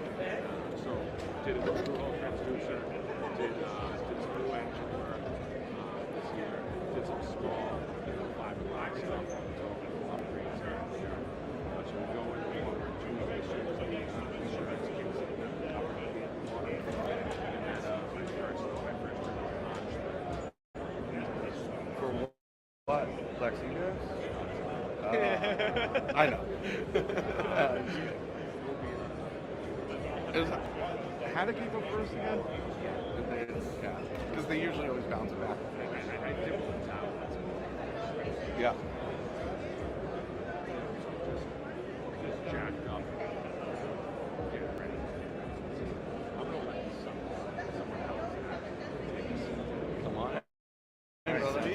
Thank you All right, guys great. again. Hey, Yeah, Absolute Yeah, pleasure. Zach, thanks for stopping by, man. Thank you guys. It's awesome. Keep making those awesome rods. We'll try. You got one of his, right? Yeah, my wife doesn't like it very much, but you know.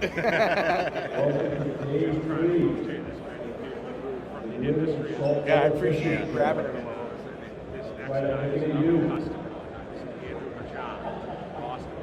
What's going on, buddy? What's up, man? See you again. Good to see you too. Right by the front. Announcing the next seminar at 11 o'clock. All right, what do you got? You got a whole fistful of plugs, it looks like. For experts on how to catch larger food. All right, so I want to know a little bit about you. What's been going on? How's the show going for you? This is our best year so far. Yeah, no kidding. Our 5th year doing the show, and it's been growing every year. It's awesome. This is what I do full time. Handmade lures, our own designs, make our own masters and weights. I try and, even though a lot of them for striped bass, bluefish, I try and make everything tuna grade. Yep. And yeah, this is our full-time gig, and yeah. Dude, what is that thing? That is a beautiful looking bloody specimen you got there. So this is the tank. It's tanks get noticed, and I made these to pull the large bass out of the schools. Yeah. So this is for like the larger, like the 38 inch.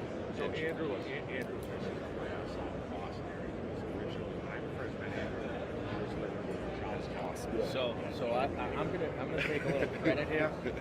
So my full-time job in Boston Cop, and it's like December, January. Yeah, January. It's snowing out. I'm trying to hide out in the parking lot by a boat. That's shocking to hide by the boat ramp. And pull in, and I see this guy. He's got a surf rod, and it's January. He's casting like a maniac. And I'm like, what the hell is going on here? I'm like, somebody having just a bad day. And I'm watching, I look over, and I'm like, he's got a Van Stall on his rod. This isn't just like some guy that's someone that that's out there doesn't know what they're struggling. doing. Yeah. And I go up and I'm like, hey pal, everything all right? And come to find out, he's a lawmaker right around the corner from my station. And we hit it off and became friends and talk all the time ever since. And I like to credit myself as finding him down in his luck at a boat ramp in the middle of January cast. Oh, dude, you got to get out there and test the product, right? I did it with our oldest is 5, and he went down for a nap, and I wanted to work. So I had a very narrow window. I had to test all these things before I started. Continue making them, and yeah, snowing on them in shorts. I have a hoodie. Yeah. Yeah, I'm like, what the hell is going I was on like, here? This doesn't. It was funny, actually, a couple of weeks ago, Chris was like, oh, you want to head down to Plug Spawn and take a couple of casts with it? It was one lure, I forget which one. And I'm like, Chris, the pond's fucking frozen. Literally ice. He's like, oh yeah, that's right. Yeah, that's funny. Skip it across. Oh man, so tell a little bit more about what you're making there. To get the tour of the. So, and we'll start with the little guy. I made this. We took some Bruins players out fishing one of the team shows. Yep. And the bass, we wanted to take them out in the morning. They got there late, and it shifted, and they were feeding on just, tiny bits, and they weren't hitting any of them. I think probably 20 or 15. So that very next day, that week, I signed this peanut, and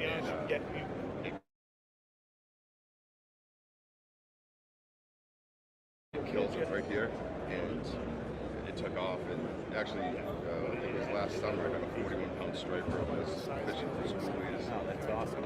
So what's the action like on that thing? So How do you work it? it's 0.4 ounces, so you don't have to reel it fast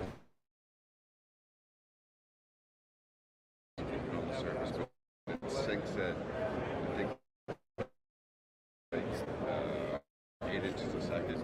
Okay. So you can get it down, feet. And yeah, it basically walks walk the dog, or at night, you go to a pier under the light, you know, put it down about 3-4 feet and just start doing this, and it spasms out, and then the bass that's working the shadow line every year, they come up. Yeah. So highly effective. The clear is probably the most popular mode. That's awesome. That I can see. You probably can't see it on the camera, but that has a little wire right through it. So Oh, you yeah. can catch any fish with that thing. Yeah, so yeah, everything's poured around the leg, and I try and use the heaviest stainless steel wire I can. And then I have this is the Squid Zippy. It's actually UV reactive dots, but yeah, they use these in the rips a lot in the canal. And so the baits try to keep it realistic as possible. But this is my most popular at the shows every time. And then I do this is the Helio, and I do Look at that one. so I drill each fin in and glue them in, and then paint them, and so yeah, it's my mahi mahi powder.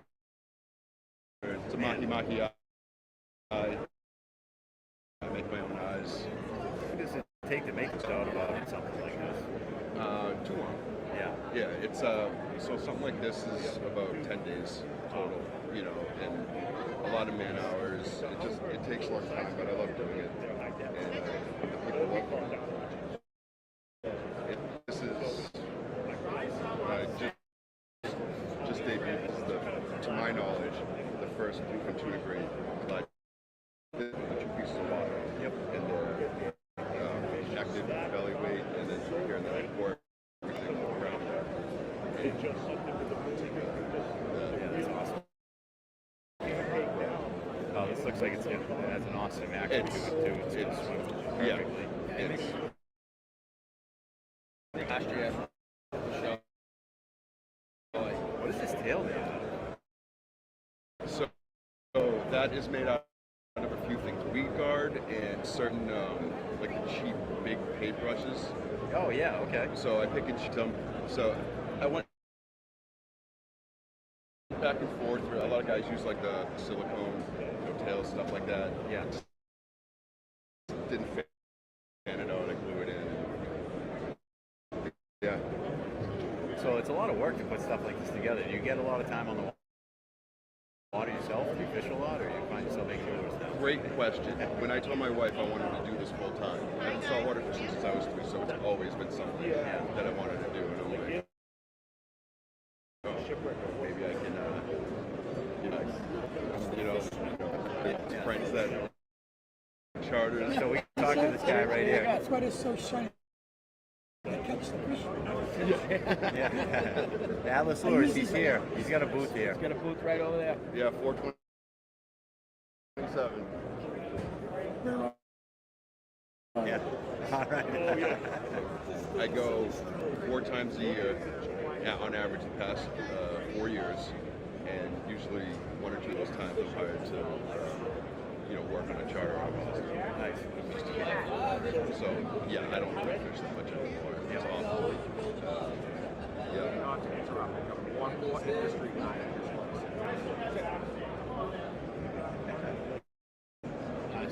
So yeah, it's awful. But now that my kids are getting a little older, I can bring my youngest in, so hopefully I can get out. Yeah, definitely. You got to show them the way, right? Yeah, well, you go 100-200 times a year to 4. It's pretty bad. Yeah, I know. Yeah. And that's like the tough part about it. I mean, you say you want to do it for a living, you love it, you have a passion for it, you're creating something amazing. That tank is like such a sexy looking long one, so you're probably going to see me just a little bit. I make my own rattles too, so that's not even wood. That's it's 2-part urethane. Yeah. So yeah, the rattle in that too is I like the. So I took some of the. I took some of the more popular spooks, and I saw what frequency their rattles were at, and I took the 2 most popular, and then it took like 3 months to make the rattle exactly how I wanted to, and then I made it 7 decibels louder. Yeah. And where the placement is, more the sound is under the water than above, so it's even louder than the water. Yep. So a lot of people like that for that reason. Awesome. Awesome. Well, we just had a tuna fishing local legend join us. How you doing, guys? Doing good, man. How you doing? Good, man. Matt Paracchia, Yeah. am I saying it right? Correct. All right, Tighten awesome. And you go Tighten Up Charters out of, where do you actually go out of? We're based on North Rhode. Okay. Not Hammond. Excellent, excellent. We'll go anywhere, you know, but normally that's Nice. where we want to go. Yeah, you getting all ready for the season? Or? Yeah, we're getting pumped up. Talking about TV. Yep. So you do more than just tuna, right? You do inshore bass and all of that stuff too. Yeah, that's been a discussion. When I first started, I did a lot of it. Way, and you know, I think my marketing base, so the customer base shifted. Definitely. Well, Lord knows you got the bow for it, man. You have one of the sexiest boats I've ever seen. You got to tell us about it. Thank you. 27 on low bay. Fast, you know. I built a boat around Saltwater game. I want to be able to get anywhere I need to be fast. Like,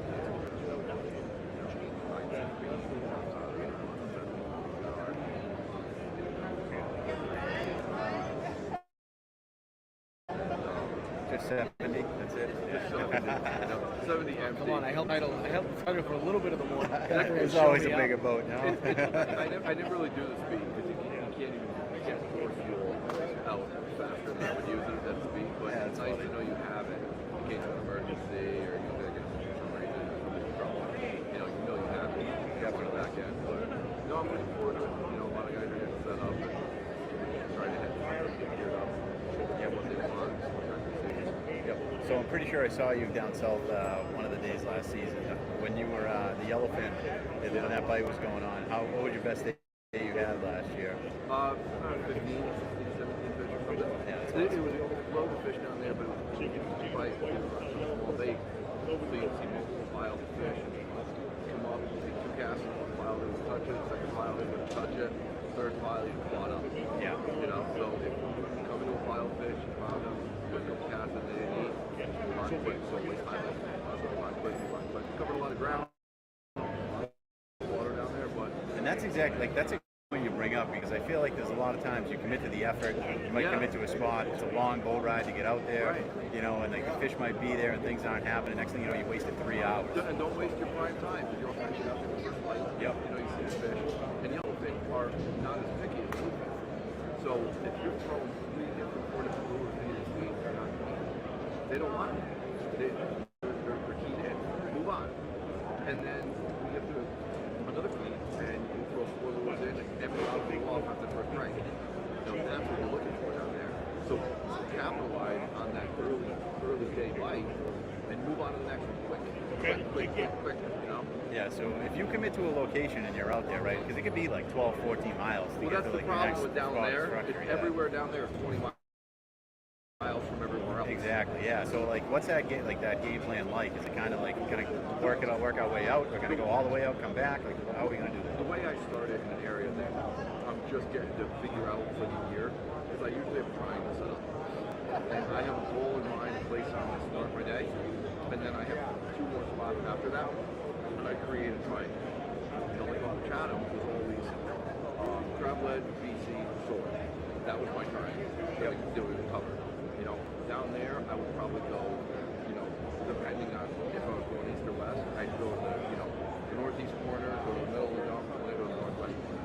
And I'd cover that triangle. And that's an 80-mile triangle. Yeah, and at the same time, you never know what you're going to see in between, too, And you right? could, right. And north of the dump, you can bump into right there like we did, and we spent all day on it. Yeah. You know? So, yeah, I'm looking forward to it. I mean, we got herring in the Newburyport already. Yep. You know, the runs are loaded, so it's gonna be an early season. I don't think it's gonna be an early season for tuna. They kind of do what they want. Yep.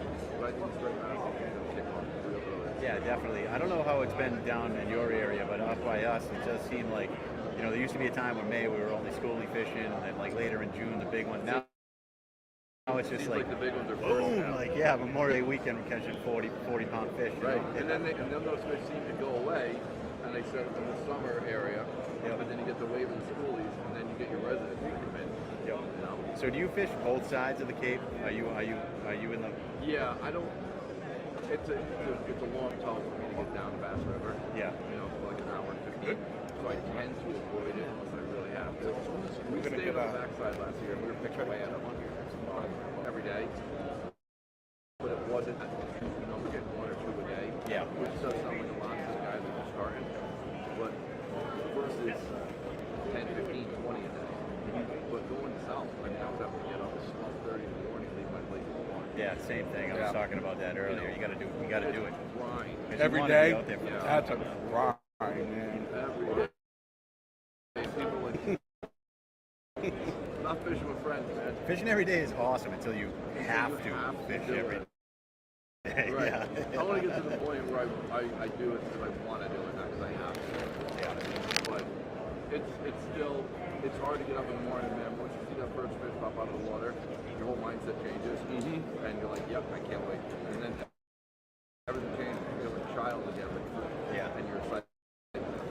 That's awesome. Right, it's always like that first fish or that first sign of life during the day. Right. You know, half the time you're in the morning, you're groggy, you're just meeting people, you're telling the same story over. That's that. Yeah. Well, yesterday we did this, you know. Recycling And the you're same just like, jokes. all right, get on plane, let's get there. And you guys understand, like, we have a big network of boats that we work with, that we're tight with. We have like 7 or 8 boats. And customers love hearing that. They love hearing the interaction because they know that it's just not me looking, and they think they might be missing grass and green on the other side of everything. They know that all of our boats are looking everywhere, we're all in contact with each other. And then we'll find what we find, and we can all come together. Yeah. And it's a camaraderie. You build the fishery, then build your business. Right. You know what I mean? Yeah. Make people want to come to where you fish. And they feel it, and they feel like they're part, and they are part of something for the day. You know what I mean? Absolutely. And they love it, and we're all honest with each other. There's no secrets, no hiding. And, you know, that's what's amazing. The charter fishing on the Cape has changed in the past 5 or 6 years. It's become more of a brotherhood than a competition. Yeah. You know, which is great. Like, I mean, Brian's been throughout the year. Obviously, throughout the year, we don't talk a lot. We're swamped. But if he needed something, he called me in a heartbeat. If I needed something, I called him in a heartbeat. We wouldn't tell each other.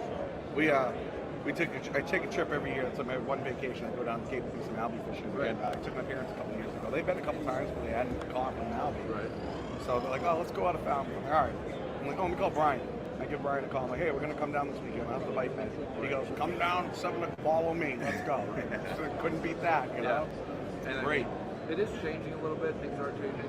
I'm not so with the water warming type thing because we've seen the polar trend. You know, off the job. And we had 47-degree water in August last year. I mean, we would see our breath when we were fishing.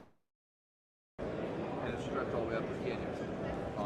But then at Race Point, we're seeing, you know, bonito and albies in July. Yeah. That's not normal. You know, and we're catching, there was loads of albies on the backside last year. I've never seen that before, 7 years of my life. I've never seen this weird going on after 20 days by accident. You know, it's strange. Trolled up a couple self vineyard. Yeah. You know? You know, so yeah, looking forward to it. You know, everybody get together again, let the chaos begin, and you know, hopefully make some dreams happen. Yeah, definitely. Any new additions to the boat this year? Anything you're doing differently? No, just more, you know, put more Zach's rods on the boat. Changing over the style. We change them every year. Yep. You know, just bring some fresh stuff on the boat. And you know, siren motors. You know, basically all the same stuff that gets me a successful year. For sure. You love those sirens, huh? Sounds like a marketing term. Basically, style of fisherman.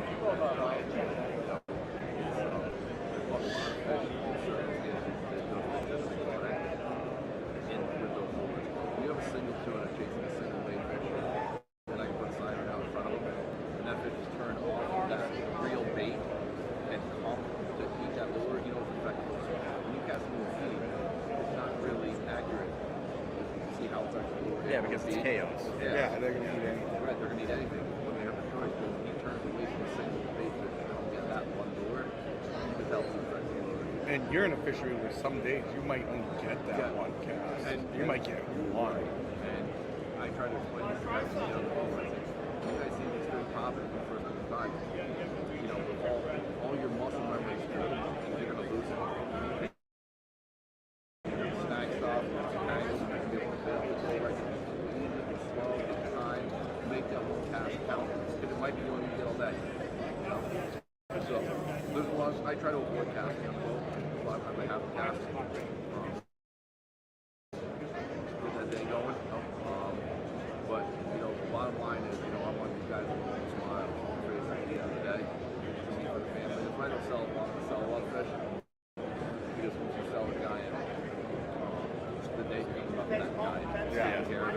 bringing it back, getting the waste, and dealing with all that. And the people like to look at it, take a picture of it, but at the end of the day, they're going home with a memory. They're not going home with fish. And a lot of people want to see some of those. So that's why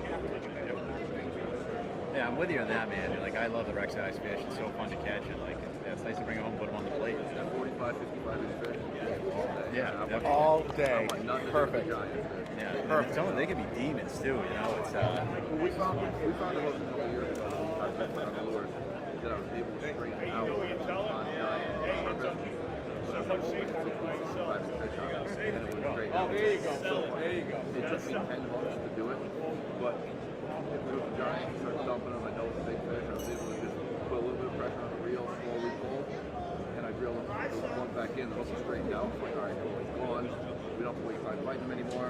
And then put another hook on, back to the small piece. And if we did get the small one, I respect the fish too much. I don't want to fight fish for 3.5 hours, swim it for an hour. I think of half the day for guys. I want that fish as much as possible to get it back in the game. You know, so I was doing it at the sword a couple years ago because I didn't want to fight giants for 3 hours. yeah.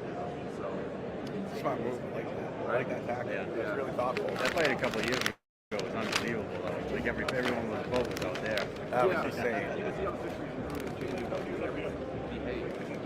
There wasn't arguments, there wasn't screaming, and everybody was able to fish together in a reasonable manner where there wasn't chaos. Like the old Chatham Jig Bite that we had with striped bass. Absolutely There was madness. case madness, guys jumping on the boat, fights breaking out, one guy gasped another guy, you know what I mean? And that stuff, Caught him with a trident. right, that stuff didn't happen, you know? And we were impressed, and we said, what we're doing is we're helping people and educating people, and we're seeing the effects of it, because everybody's able to fish together, you know? That's awesome, man. It's funny that I don't know. Like, I wish that culture came up into our area. We're out of Newburyport, so it's you know, hopefully it makes its way north, kind of like the fishing do. It goes in waves. It'll go away. Yeah. Go in waves. It was pretty good. As long as the pokey schools don't come back. That was Yeah, no thank you. I've never seen it. 2 miles, 3 miles straight on. Did you ever fish the Chatham Bite? The vertical jig bite? No. I used to do the race point one. Right. And it was pretty much the same thing around the same time frame. Stick boats were out there, and their pulpits were bumping into other boats. They took he wiped off the tops of the boats because they wouldn't move in the pulpits. Knocked the top. I mean, these boats were. You could put 4 boats in the booth. That's how tight people were. Our rods were bumping into other You people. could like reach out with your rod and touch it first. We would just follow them. No. Oh my no. The herring boats and like we used to get that too. That's probably why that bite was so good back then. Because whenever we had the herring trawlers come by, just outside the 3 mile line, so they go by and then all of a sudden all your rods go. Yeah. This bite was so close. You would poke somebody else with your rod and be like, dude, move your boat. Yeah. You know, and it was tough, but the fish, there was no fish in between those schools. That's the problem. The fish were so tightly packed in the schools for some reason, and then you see another 3 mile down the beach, another 3 mile down the beach. In between those fleets, there was no fish. Oh yeah. And they were so tightly packed, and you would get fish. That's when the A-17 blew up. Yeah. You know, everybody, you couldn't find A-17 in the line. That's all everybody did. You know, but that was the last time that I saw madness. We had back in the day growing up, we had a cod spawning ground in Tight Shore, about 6-7 miles out, whaleback, and it was a breeding ground. And it's a little piece of structure, probably maybe about a mile long, maybe a quarter mile wide, and you'd have all the party boats and all the 6-pack boats and then all the wreck boats, all anchored up like. And the lobster boats. Oh the yeah, mix of it too. yeah, and then they got.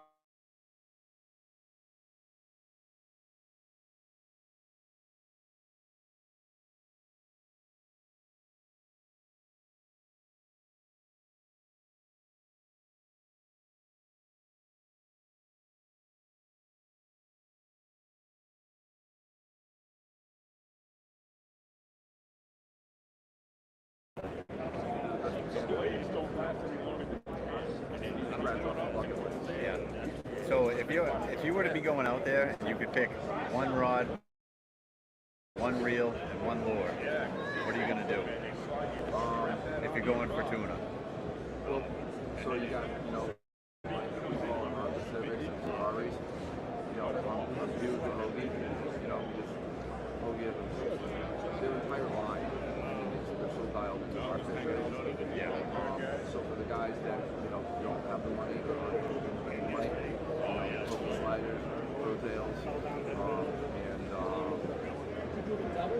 sand engine. Basically what I use, and then sirens a lot. You know what I mean? But for the people who are going out and buying them, just because they're very expensive, doesn't make them work better all the time. The whole slider is probably one of the top movers, 4 and 6 ounce vertebrae. They're relatively inexpensive, $30. So if I can ever try, it's a little. But because the slider at the end of it, I'm gonna get one from you. so there's All right. Actually, before I leave here, I'm going to get a conventional jigging rod to go with the bushel jigging. What do you got? I've used Zach's rods for, So, we have gas right now. Zach will a lifetime warranty. doesn't have that. So, So, don't worry. He offers that warranty to Zach right now. most guys use a 5 Now, if you're dying on fishing, this 5 is pretty much good for the GPS. It's not going to really come up with fishing. It will give you a little bit. Once you get up to We're going to open up the open look. Right. The American made blanks. guys went all the way up. Yeah. We'll buy everything. Yeah, I think the 7 is perfect size. I'm back and forth with Iowa. Yeah, 7, yeah. One bag. Oh, so we don't sell them. Depending on what we're doing. So we just, Portland line for Saltwater, Airbus line for line. So it's always worked. So like right? Yeah, awesome. Appreciate you sharing that, man. that stuff. Good stuff. So let me get back to the booth. All right, brother. Thank you for stopping by. Absolutely, man. Great having you. Yeah. All right, appreciate it. Appreciate it. Probably got a little bit left. I'm going to see if Jeff wants to come on real quick. All right, yeah, I gotta go to the bathroom. You going to the bathroom? All right, I'll hang tight. Here we get the big guy here. Anthony, come on for a minute.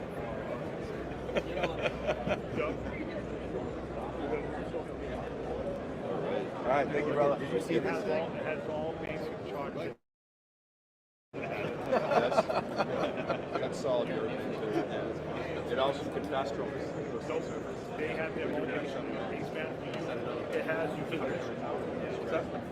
No, we're going to try to get Jeff and... Yeah.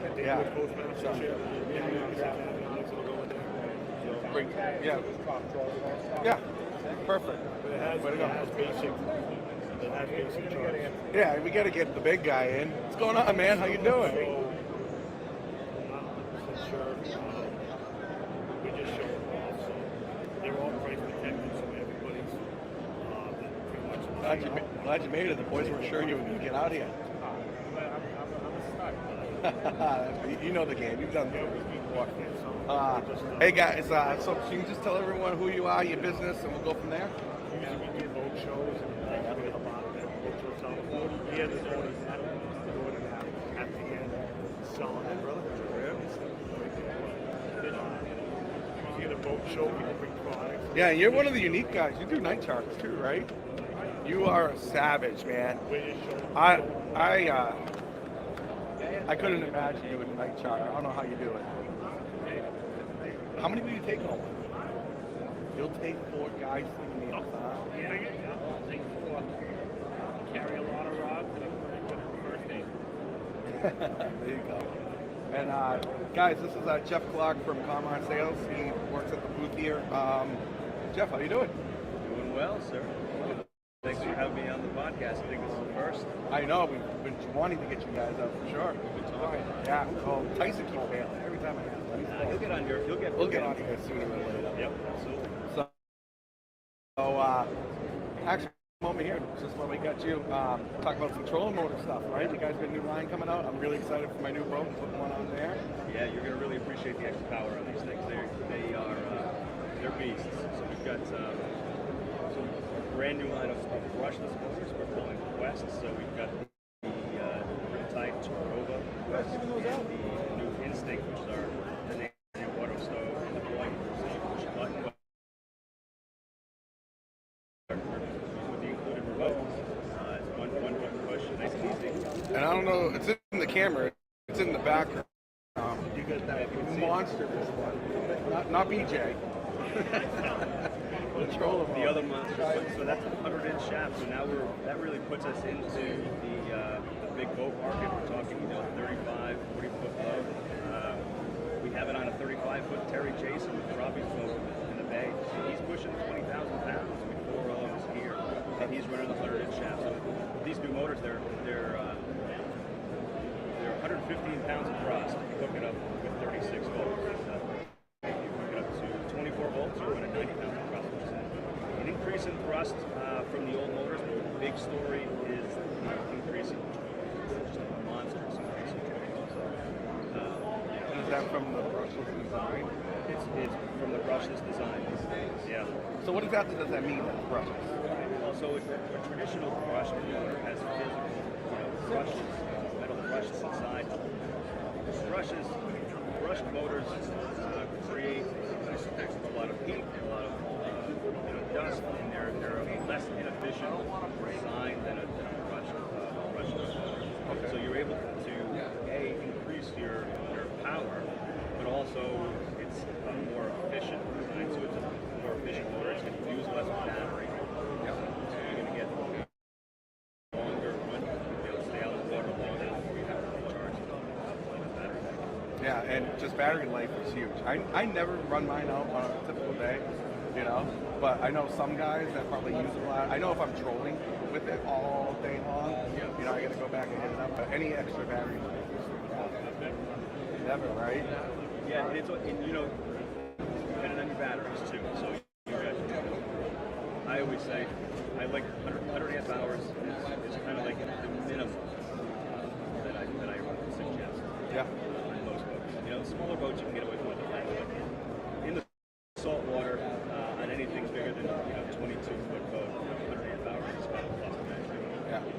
And so Anthony, when you're using your trolling motor all the time.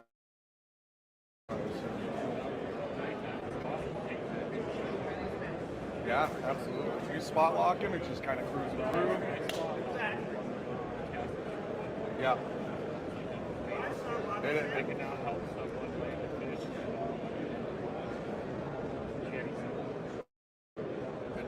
It's such a peace of mind. And you know what?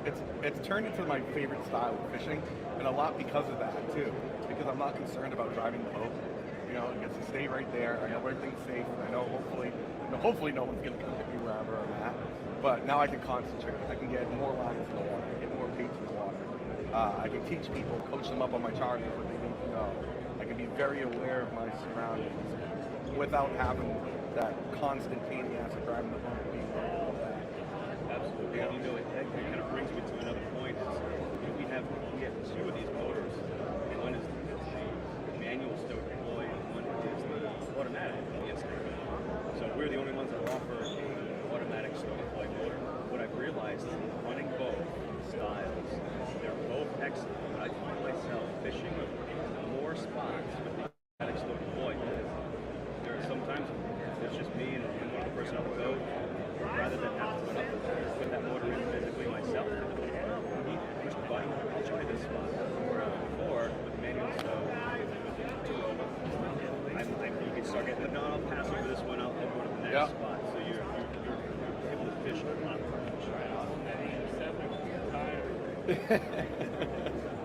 Yeah, I got the 87 for mine too, and I got the manual deployed this time around. And I'm just gonna get a little bit of a workout, but I'm not worried about it. I could use it. Let's be honest. It doesn't even matter. Once they're in the water, they're the same. Yeah, exactly. It's just how they get it. And when I had the auto man, all my customers had a bunch of nicknames. Kraken, deploy the Kraken, they would say.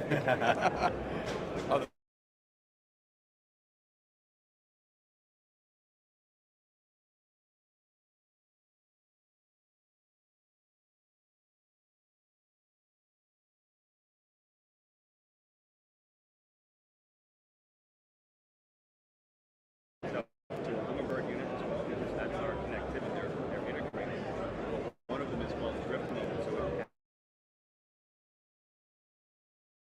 acts like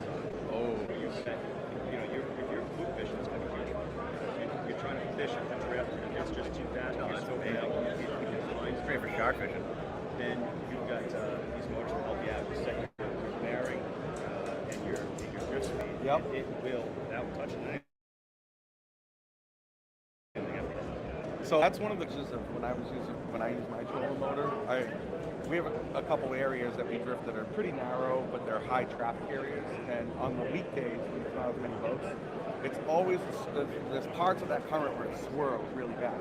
And if I'm drift fishing with 4 guys in the line, sometimes that boat kicks down and they get tangled up, and it's a pain. So I'll drop the trolling motor down, and I would have to manually just make sure I was keeping my heading, keeping the boat straight.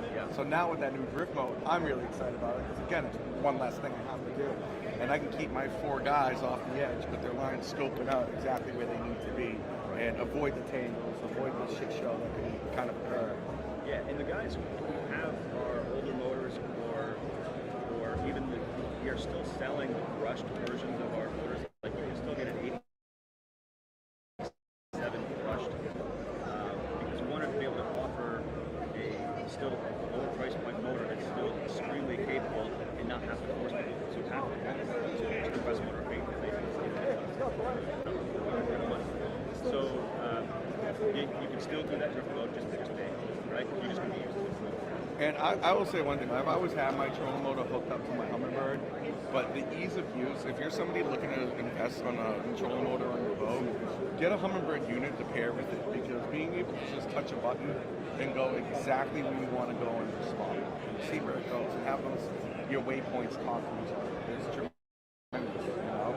Or your remote dies or something like that, you can control it off the screen, and get all your data from the screen. And now we have battery monitoring. So correct. Up in Rhode, you can see time of day, duration, voltage, you know exactly when those batteries, and it's all in real time. So it'll change as that motor is working harder or less hard. And that time of day, that battery life that we'll see. Yeah, because before you were fishing line pretty much with the battery, right? You had to kind of, you know, and yeah. So just knowing when you have to pull it up and get out of there, absolutely huge. But I'm excited to see your new boat. I know, we're going to be twins. Who doesn't know, we both run air customs. I'm on a 24 just with the center console. So we're getting the tower. Getting the tower. It's exciting.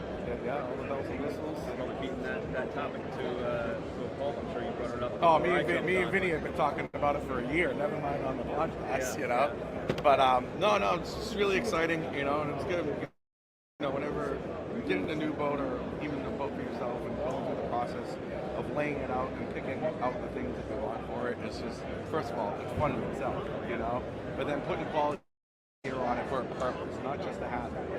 You know, I don't have a trolling motor just a habit. Like, I actively use it all the time, and it's changed the way I fish for a better way. Yeah, exactly. You know, I've been doing a lot of my live bait trolling with the trolling motor now too, instead of the regular motor. You know, I want to go 1 mile an hour, 0.8. I want to go slow, and the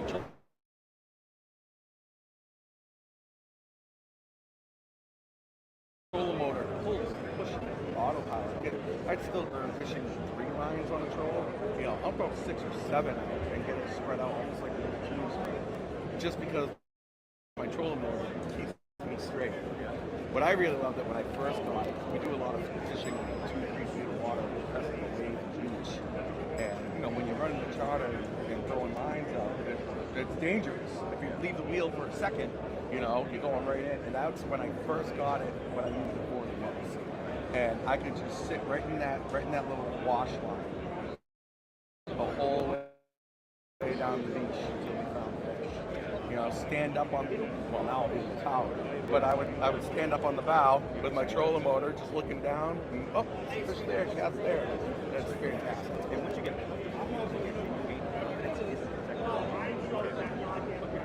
put yourself in some pretty hairy situations if you're close to structure. Well, we say it every year, but we're going to do it this year right there. We're going to go anchor up spot lock on Saltwater. We're going to see if we have them. We got to go find out where to catch them. So we know a couple dive now. We don't want to throw an anchor.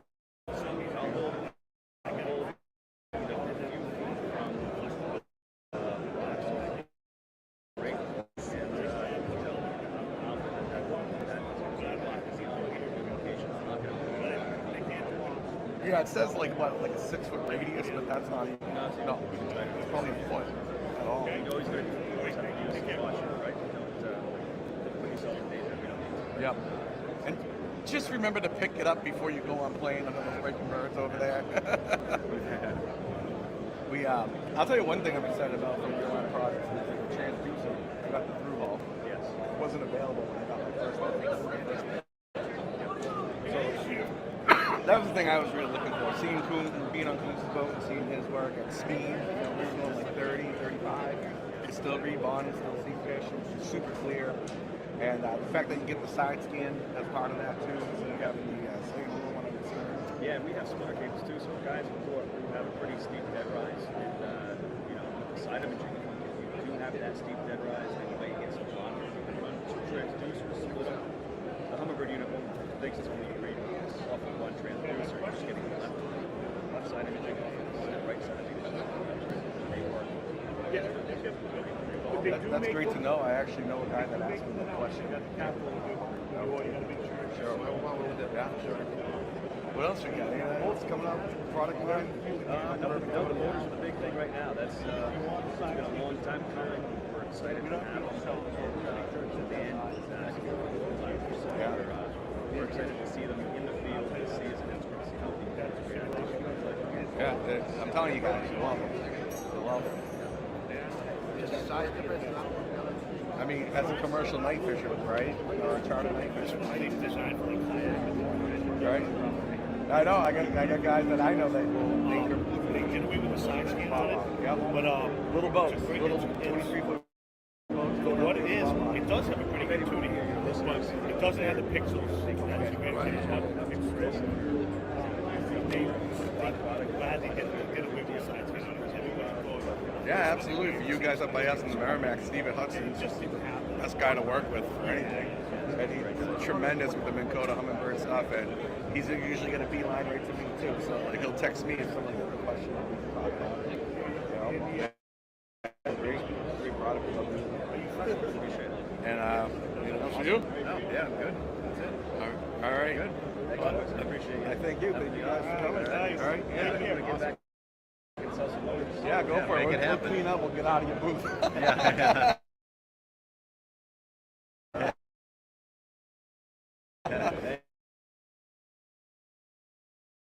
All right. Thank you guys. All right, guys. Thanks. Place, right? Right. An all-star line. Great to get some looking forward to getting the season started, and I'm glad to be back. All right, bunch of guys we haven't talked to all summer. All right, what do we got, bud? Oh, Yeah, definitely, man. awesome. We just talked to guys from North Carolina, Florida, Cape, up by us. Just a great group of guys that have like interests that want to do that. Awesome. Understand. People don't understand. Oh, thanks for really appreciate you having us. Yeah. Took their electricity. Yeah, we gotta let these guys get back to work.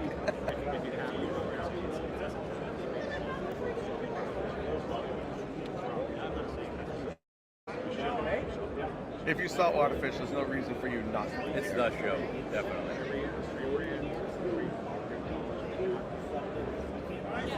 Yep, absolutely. Awesome, thank you, brother. Thank you, Brian. All right, thank you guys for listening. Yeah, definitely. See you next time. See you next time. Woo.